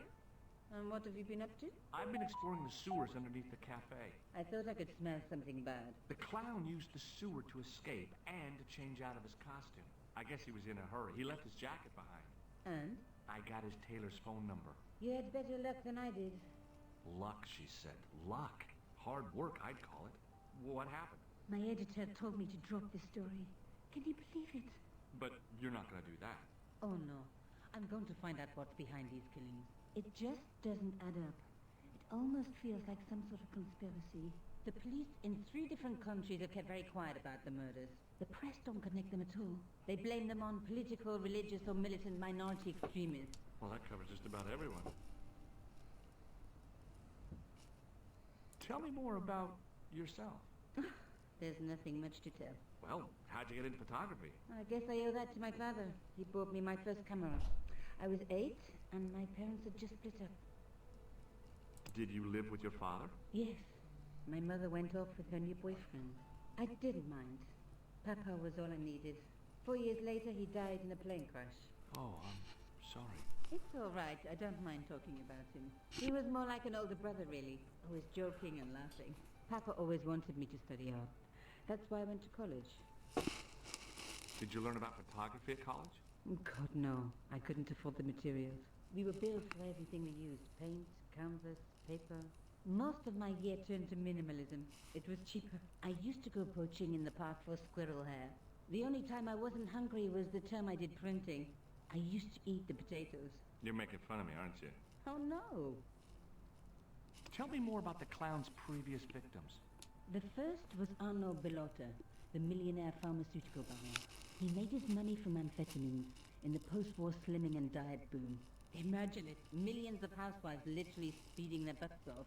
The only witness in the case was his Filipino au pair. She swears he was lured to his death by a snowman. What about the clown's second victim? Yamada, the controversial Japanese politician. He inherited his fortune from his father's electrochemical consortium. How did he die? At the hands, or should I say flippers, of a giant emperor penguin. A snowman, a penguin, and now a clown. I had been about to add mine to the list, but stopped myself. I really didn't want to have to explain to George about my father's involvement with Cauchon. You know, I hate to admit it, but this is scary. And I'll tell you this, I will not be accepting any invitations to costume parties. I don't blame you for being scared. I am too. But this story could be my only chance for a big break. Or an early death. I found a piece of material near the cafe. When I showed it to the concierge, he recognized it right away. It's very distinctive, all right. Just wait until you see this. I developed the film I shot at the cafe. Here, George. It's an enlargement I made. Look what that guy's wearing. Checkered pants. The same material as I found in the sewer. That's right. This guy shouldn't be difficult to find. Oh, no? Take a close look at his right cheek. A scar in the shape of a horseshoe. Or a crescent moon. How come you enlarged this photograph of me? Because I noticed the guy behind you, of course. I found this false nose in the sewer. Hey, what's this inside it? The contents of someone's nose? Don't be cross, George. It says La Risée du Monde. Masks and costumes. It's a costume shop near the Gare Saint-Lazare. I'll check it out. Maybe the owner remembers who hired the clown costume.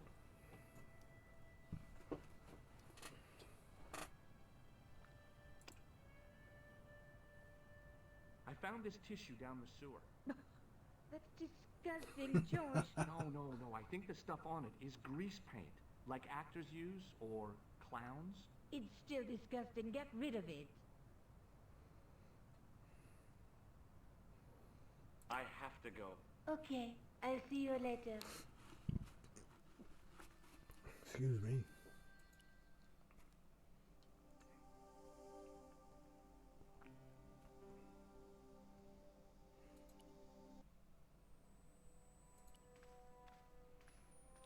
Excuse me.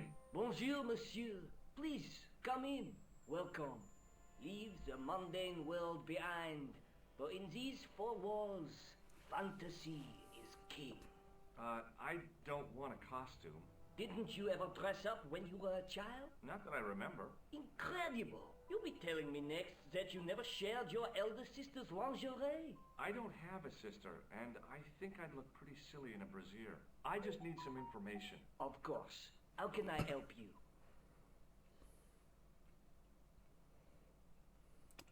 Do you recognize this man? Oui, monsieur. I sold him some grease paint. I'm looking for a man who hired a clown costume from you. Oui, monsieur. I do not see how I can help. Don't you keep a record of costumes that you've rented out? Of course, monsieur, but... Well, then I'd like to check your records. Give me the names of everyone who's rented a clown suit. Impossible. There are too many.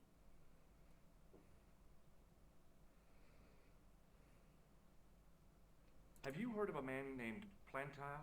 I do not recall anyone of that name. Do you want this red nose back? Not after it's been worn, thank you. Does this dirty tissue mean anything to you? Let me smell that.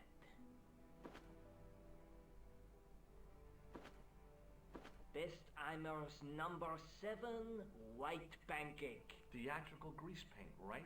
Oui, monsieur. La crème de la crème of Shakespearean accoutrement. Have you sold any of it recently? Yes, 2 cans. Do you recognize this man? Ah oui, he was here this morning. That is the man to whom I sold the grease paint. I remember the scar on his face. He chose 2 costumes. Bozo the clown and Seamus the pixie. A pixie? Very smart. Green silk with a taffeta lining. He gave me his name as Monsieur Khan. Thanks for your help, buddy. My pleasure, monsieur. Allow me to shake you by the hand. Huh? Well, okay.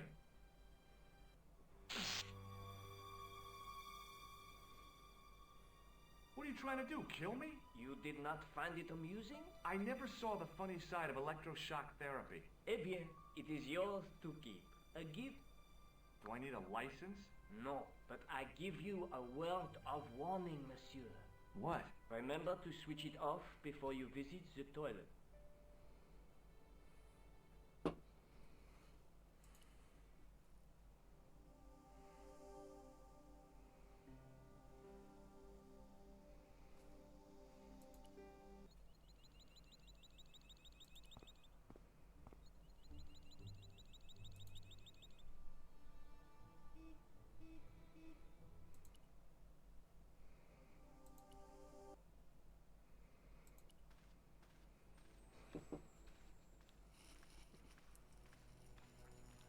Sergeant Moo? Ah, Monsieur Stobart, n'est-ce pas? That's correct. You remember me. The retention of such data is part of my duty as a gendarme. That is how crime is fought, through attention to detail, not intuition. Yes, sure.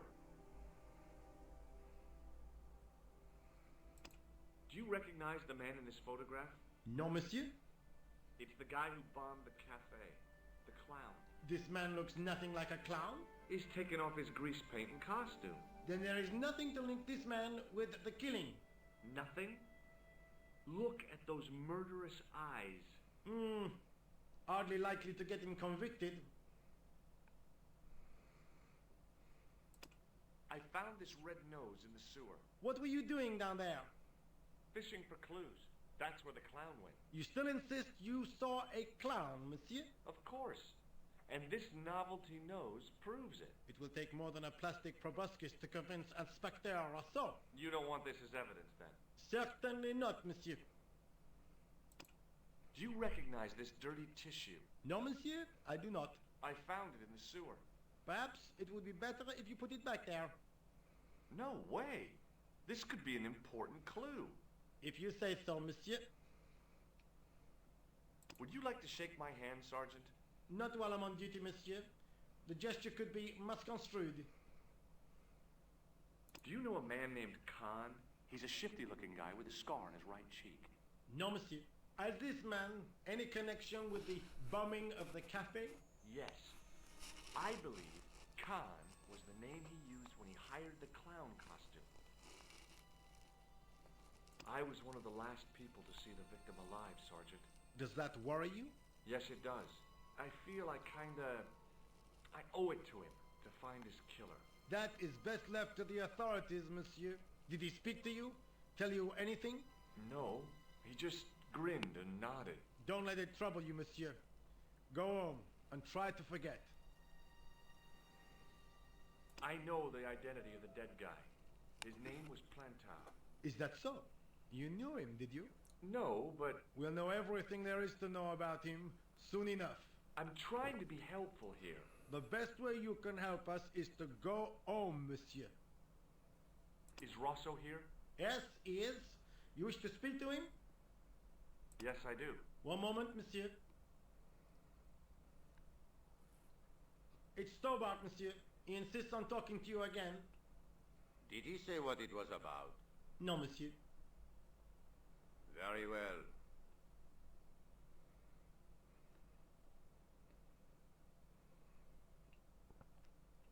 Hi, Inspector. Remember me? But of course, Mr. Stobart. My mind is a well-ordered faculty. A mental classification system that's the envy of the Bibliothèque Nationale. No tricks mark you, monsieur. Just exercise. Just as our muscles waste through inactivity, so our minds decay.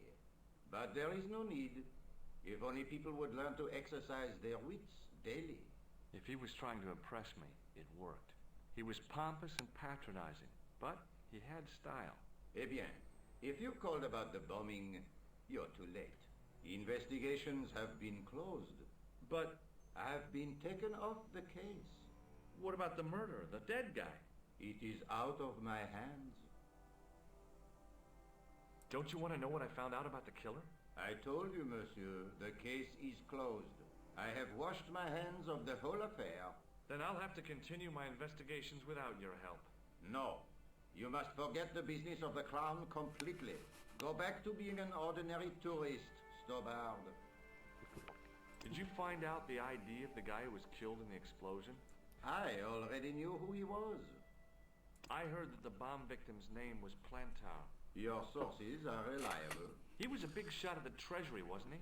Maybe that's why you've been taken off the case. I'm sorry, monsieur. I cannot comment. So long, Inspector.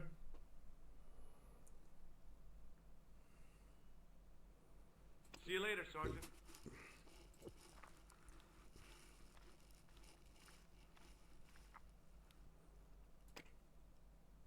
Hello? Who is this? Mr. Todrick? Oh, it's you again. What now? The man I'm looking for is called Khan. He bought a suit from you, remember? Mr. Khan. Yes, I remember him. Yes, I delivered the suit to his hotel. The Hotel Ubu. I don't remember the room number. It was upstairs. The second room on the right-hand side of the corridor. Thanks, Todrick. That's all I wanted to know. Now I've got you, Mr. Clown.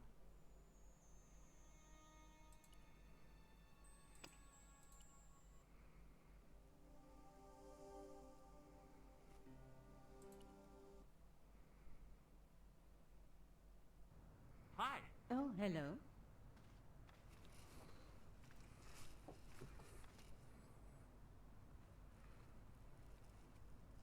I have to go. Okay.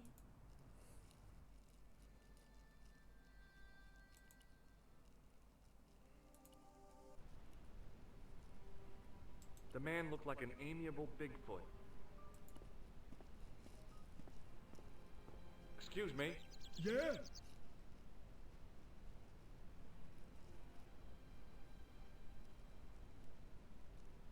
See you later. Not if you see me first.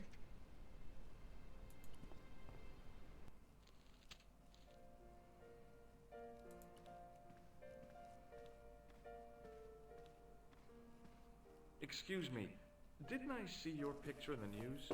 You're that Nobel Prize winner from some unpronounceable Eastern European state. Yes, that is me, in person. I don't want to worry you, but have you had any threats on your life? You know, mysterious phone calls, letters made up of headlines cut from the newspaper. I don't know what you're talking about. Do you know a guy called Plantar? I don't know anybody in Paris. Oh, well, this guy's dead anyhow. Why do you ask me about dead men? I have seen enough of death to last me a lifetime. I'm, sure you have. Have you seen a clown? I beg your pardon? The clown. A guy in funny pants. Have you seen him? My pants are from England, Marks and Spencer. They are a pleasure and a comfort to wear, with much support. I'm real glad to hear that. You know, it's good to know you Nobel Prize winners are human too. In my country, the people make do with string and egg cartoons. For pants? For everything. Oppression is the mother of ingenuity. Do you recognize this man? He calls himself Khan. Yes, I know this man. Why do you carry his photograph? I'm a private detective. What's your interest in Khan? He is an enemy of my people. You know he's a killer. Of course, amongst other things. Would you help me investigate Khan? That is not possible. My instructions are to observe. I cannot jeopardize my position as an honored guest of this country's government. Thanks for your help. Goodbye.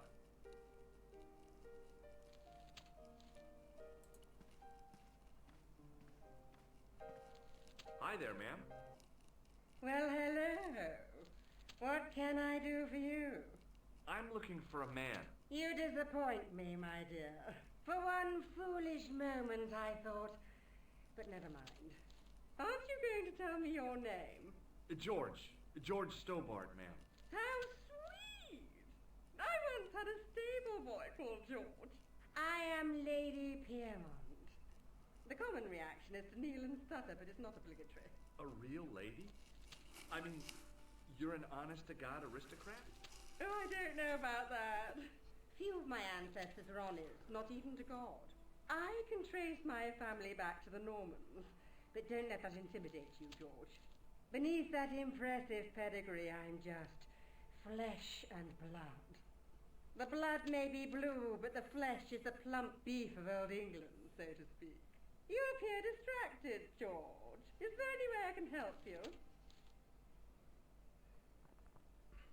Did you know there's a gangster out front? What makes you think he's a gangster? The Italian suit and the bulge in his pocket? I know plenty of men with Italian suits and bulges in their pockets. That doesn't necessarily make them gangsters. Do you recognize the man in this photograph? My God, it's him! That's Merlin! She represented everything I loved about the English. The lady was totally deranged. Merlin? You mean King Arthur's wizard? Good heavens, no! Monsieur Merlin is a fellow guest. The man you know as Merlin is a fake. What do you mean, sweetie? He's a murderer. He also uses the name Khan. I am shocked, Mr. Stobart. Shaken. I took him to be a gentleman. A man of honor. Do you know, I'd rather like to assist you in stitching him up. When did you last see Merlin? It was no more than an hour ago. He came downstairs and spoke to that clerk chappie. Something passed hands. I couldn't see what exactly. A briefcase? No, smaller than that. A bundle of papers, perhaps. The clerk put it in the hotel safe and Merlin went out. Are you sure you saw Merlin putting documents in the safe?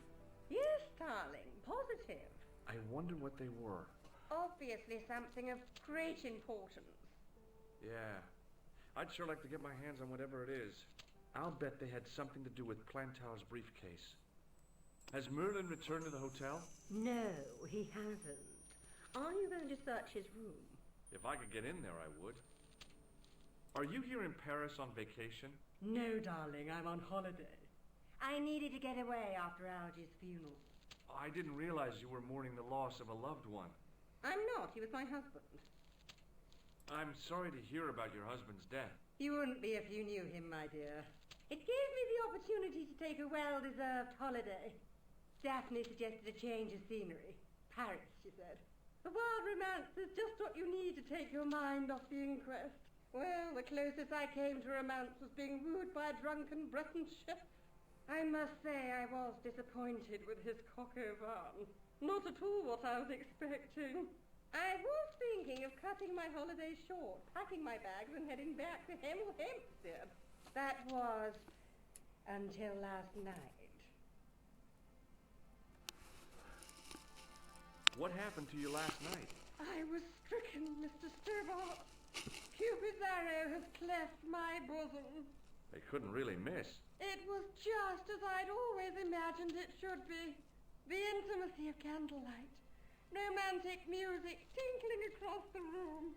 And then, the stranger's glance, those brooding eyes, that suave manner, those tight trousers. He was the man I'd been waiting for all my life. I'm glad he finally turned up after all these years. Ah, but it wasn't to be. He was merely toying with my affections. And if I ever catch up with him, he's dead. Who was the guy who led you on? His name is Merlin.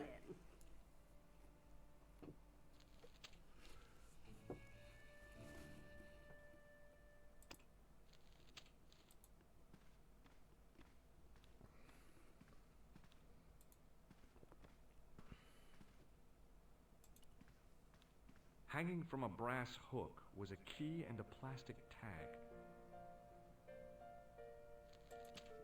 It was the register of guests. There was no one registered under the name of Khan, but the name in the book for room 22 was Merlin. I want some information. Who are you? The police? I'm conducting a private investigation. Ah, I know only too well what you mean.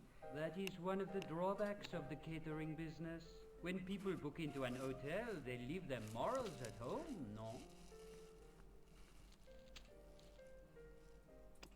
Do you recognize the man in this photograph? Yes, monsieur. That man is one of our guests. What name? I cannot tell you that. It's Merlin, isn't it? Alias Khan, the clown. I told you, I cannot tell you that. Do you have a guest by the name of Khan? No, monsieur. Perhaps you would care to check the register. I already did. Alors, you know I am telling the truth. May Saint Armand strike me down if I lie. The man who calls himself Khan has a scar on his right cheek. Vraiment? I tell you, I do not know a man named Khan. Maybe not, but I noticed a change in his expression when I mentioned the scar. I'd like to retrieve something from your safe. Ah, oui, monsieur. May I see some form of identification? Like what? A driving license, perhaps? I don't drive. Your passport? I don't have it with me. I could show you my operation scar. I'm sorry, monsieur. I must have some form of unique ID. You won't find a more unique ID than my scar. I'm sorry. I must insist on a more traditional identification. Rats. Hanging from a brass hook was a key and a plastic tag.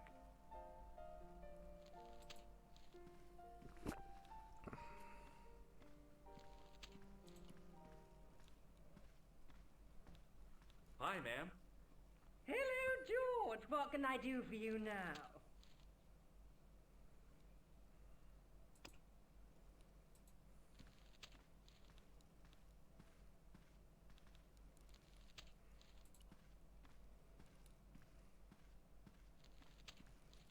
Excusez-moi. What? You are trying to steal... No way.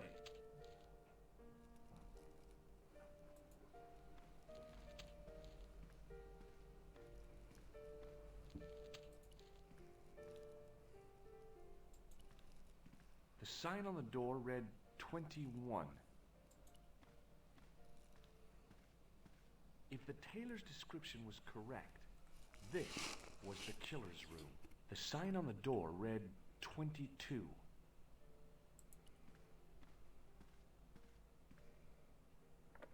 The door was locked. The sign on the door... The door was locked.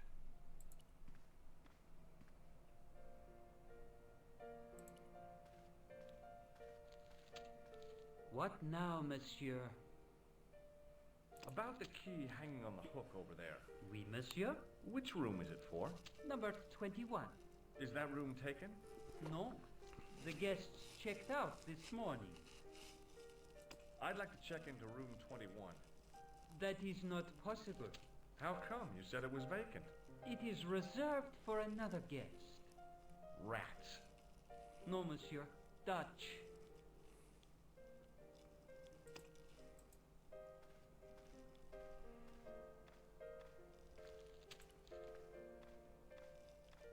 Hi, ma'am. Hello, Joe. Would you distract the clerk while I borrow a key? Are you asking me to aid you in a criminal act, darling? Oh, no. It's the key to an empty room. And why, may I ask, do you wish to gain access to an empty room? Do you plan to squat? No, ma'am. Scout Bonner? I was never in the Boy Scouts, ma'am. Oh, you should have been. What were your parents thinking of? It's a fine way for a boy to get licked into shape. Now tell me, why do you want to get into that room? It's next to the room the killer is using.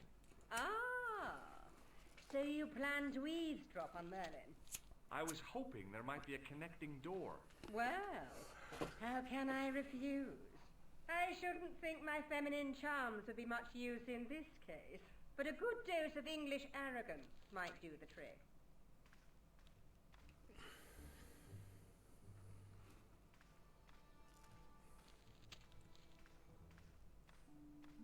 I say, you there, flunky?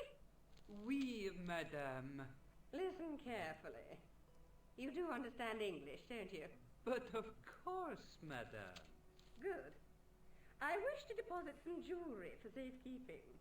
I understand. Are you quite certain? Oh, bien sûr, madame.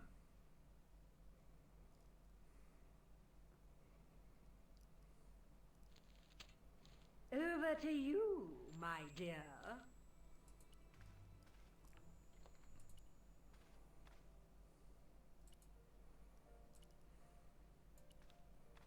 Maybe it wasn't the right room, but this was the right key.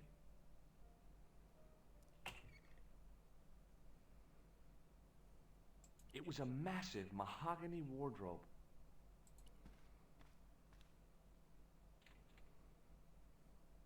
There was nothing in the wardrobe apart from a vague, lingering smell of camphor.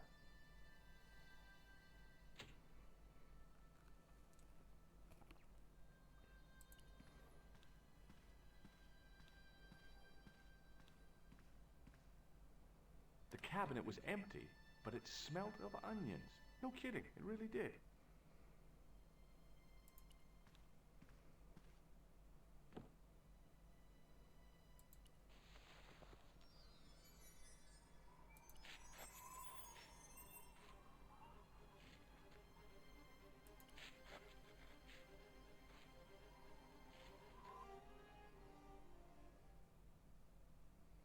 The bed was several times larger.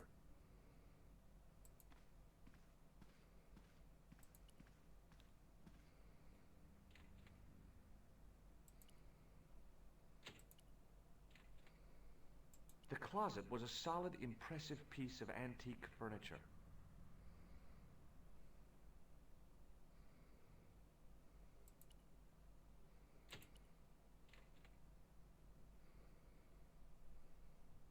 The closet was a solid...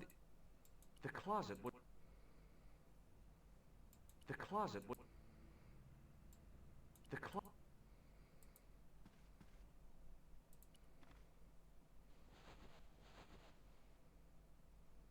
The bed was freshly made, and the crisp white sheets told me nothing about the killer's habits.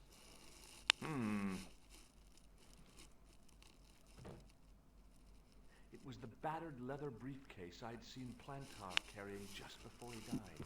I searched the interior of the briefcase, but as I'd half expected, it was empty.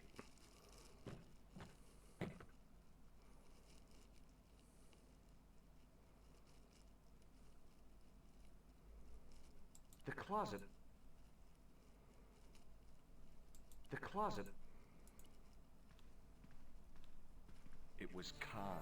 I had the kind of feeling in my stomach that would usually send me running to the bathroom.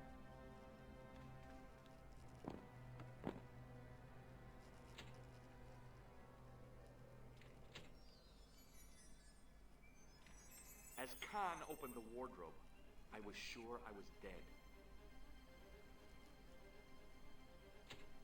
But he grabbed his pants quickly and didn't even see me. I didn't usually spy on men getting changed. But this guy was a killer, and I didn't want any surprises. He left his checkered pants on the bed.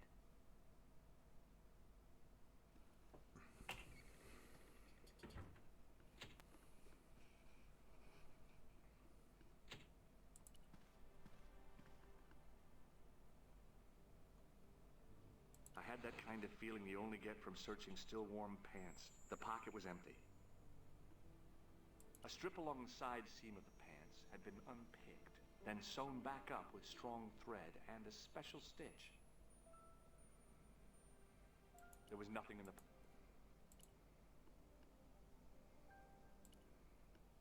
I couldn't do that.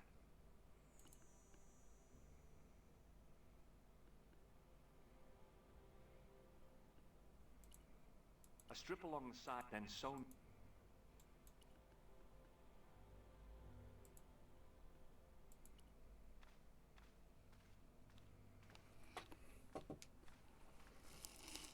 The assassin had been too smart to leave incriminating evidence beside his bed.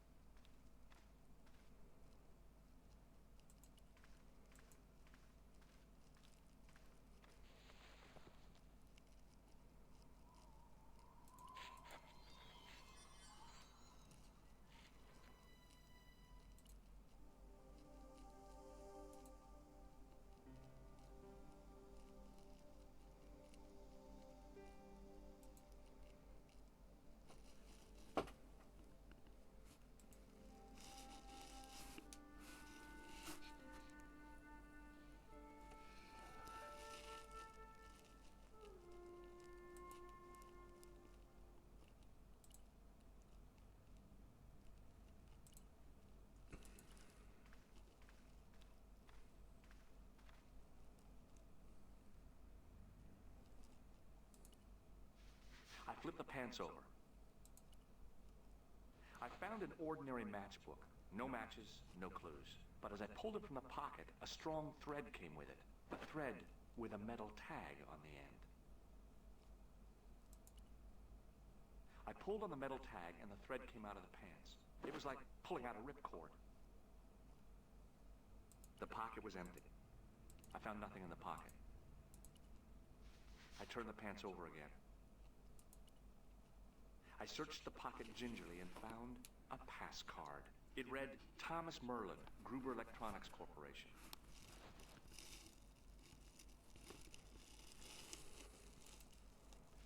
I turned the pants over.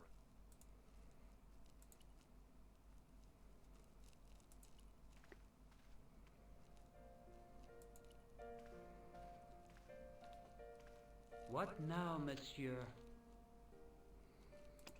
Does this pass mean anything? That is monsieur. That's right. Merlin, I want to see what... Impossible. I cannot betray his confidence, no matter what you say he's done. You're making a big mistake. Maybe. I can live with that. A murderer? Are you sure? Positive.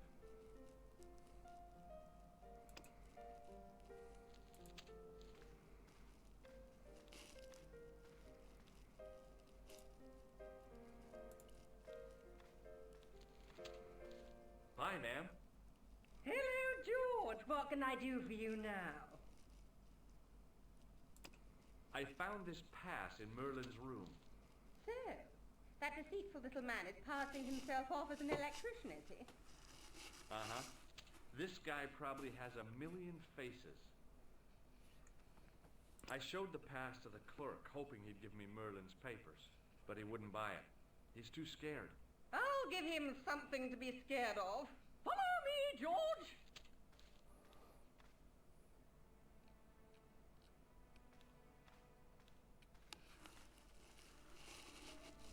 Did you place a package from Merlin in the hotel safe? I did, madame. And did my friend here show you Merlin's identification? Indeed he did, But What's the problem? he isn't Merlin. A mere academic detail. Give him the package. But that is against the law. I happen to be a justice of the peace, you silly man. I am the law. If he tries anything, shoot him, George. My pleasure, Lady Piermont. One moment, please. You know, I haven't enjoyed myself this much since Greenham Common. I don't know what I would have done without you, Lady Piermont. Voilà, monsieur. Le manuscrit de Monsieur Merlin. Thanks. How satisfying. An Anglo-American alliance that actually worked. The clerk had given me a tightly rolled sheet of parchment. I decided not to unroll it until I was safely back in Nico's apartment.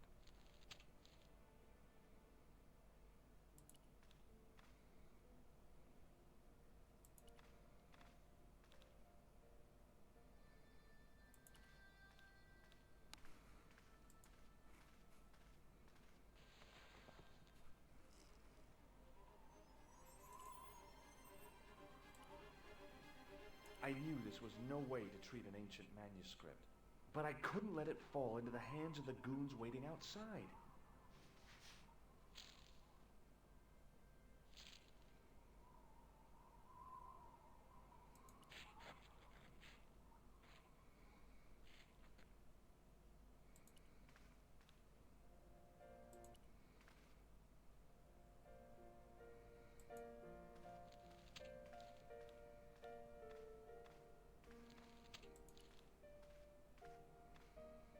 Just a minute, monsieur. What's your problem? No problem, if you cooperate. What do you want? Just a routine security check. Nothing to worry yourself about. Oh, well, all right. Search him, Black. You bet. Hey, knock it off. Get off, you big ape. Nothing, Guido. Zilch. Our apologies, monsieur. What? I had to report you to the authorities. Round here, we are the authorities. You want I should break his arms? No. Let him go, Black.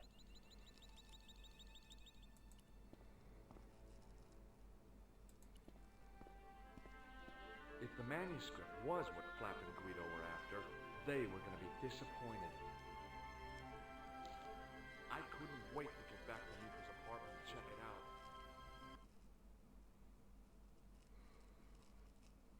Hi, how are you? Oh, hi. Come in, George.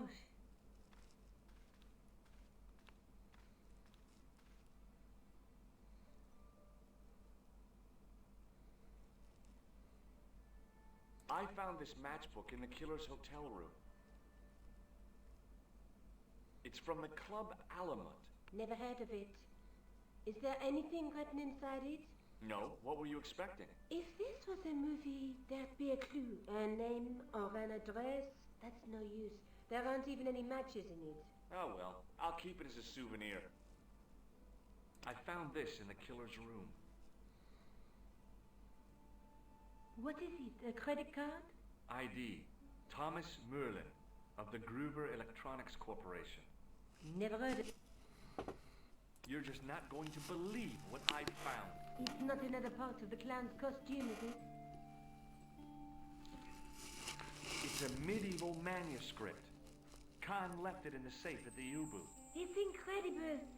Is this what he took from Planta? It could be, which means it's worth enough to kill for. Look there, two guys on the same horse.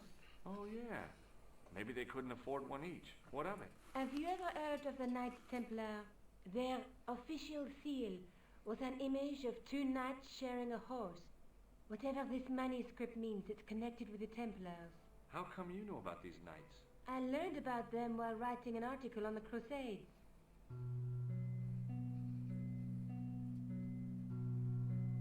This guy, named Hughes de Payen, arrived one day at the court of King of Jerusalem. He offered to protect the Christian pilgrims from the displaced Muslim armies. The king would be able to guarantee safe transit to Christians in the Holy Land. Safer journeys meant more pilgrims, and pilgrims meant trade and wealth. The Templars proved invaluable to the king as a mercenary army. It was said that they never asked how many the enemy numbered, just where they were. And as the years went by, the Templars grew in wealth and number. They were so rich, even kings came to them for loans. But at the height of their power, they fell foul of the King of France. He rounded them up and turned them over to the Inquisition. Thousands of Templars were subject to torture and confessed to heresy. Of course, at the hands of the Inquisition, there wasn't much they wouldn't confess to. The last Grand Master Jacques de Molay was burned alive. Jeez. So the treasure is hidden, waiting to be discovered? If there ever was a treasure, it's been lost for 600 years. Anyway, we're supposed to be investigating a serial killer, not a medieval treasure trove. But maybe that's what the clown and his accomplices are after. Maybe this manuscript is the key. You'd better leave it here for safekeeping. Let's take another look at the manuscript. There's a guy with a sword and a bull. The only mythological bull I know of is the Minotaur, but he was only half bull. I don't think I'd like to be half a bull, even if it was the bottom half. What's that object between them? It looks like a gem on top of a tripod. There's a guy working on a loom. He's weaving a carpet or a tapestry. Or a duvet cover. It's a clue to a place, I reckon. Somewhere famed for weaving and ships. Where folk live in barrels? It beats copper boxes. Look there, 2 guys on the same horse.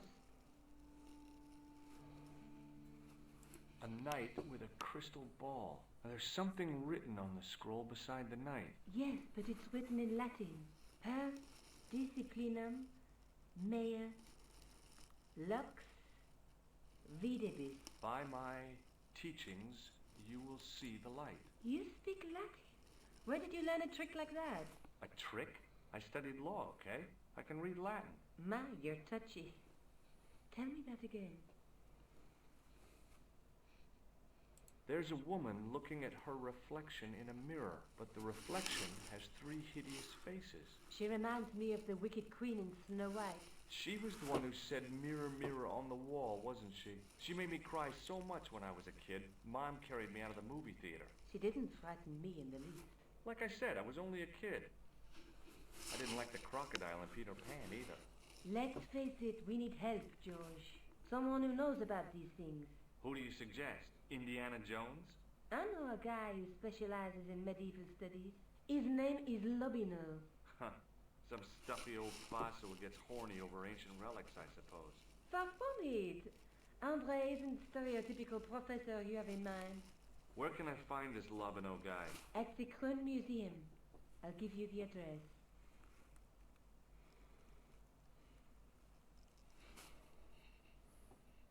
I have to go. Okay. Don't forget to look for Lobino at the Krone Museum.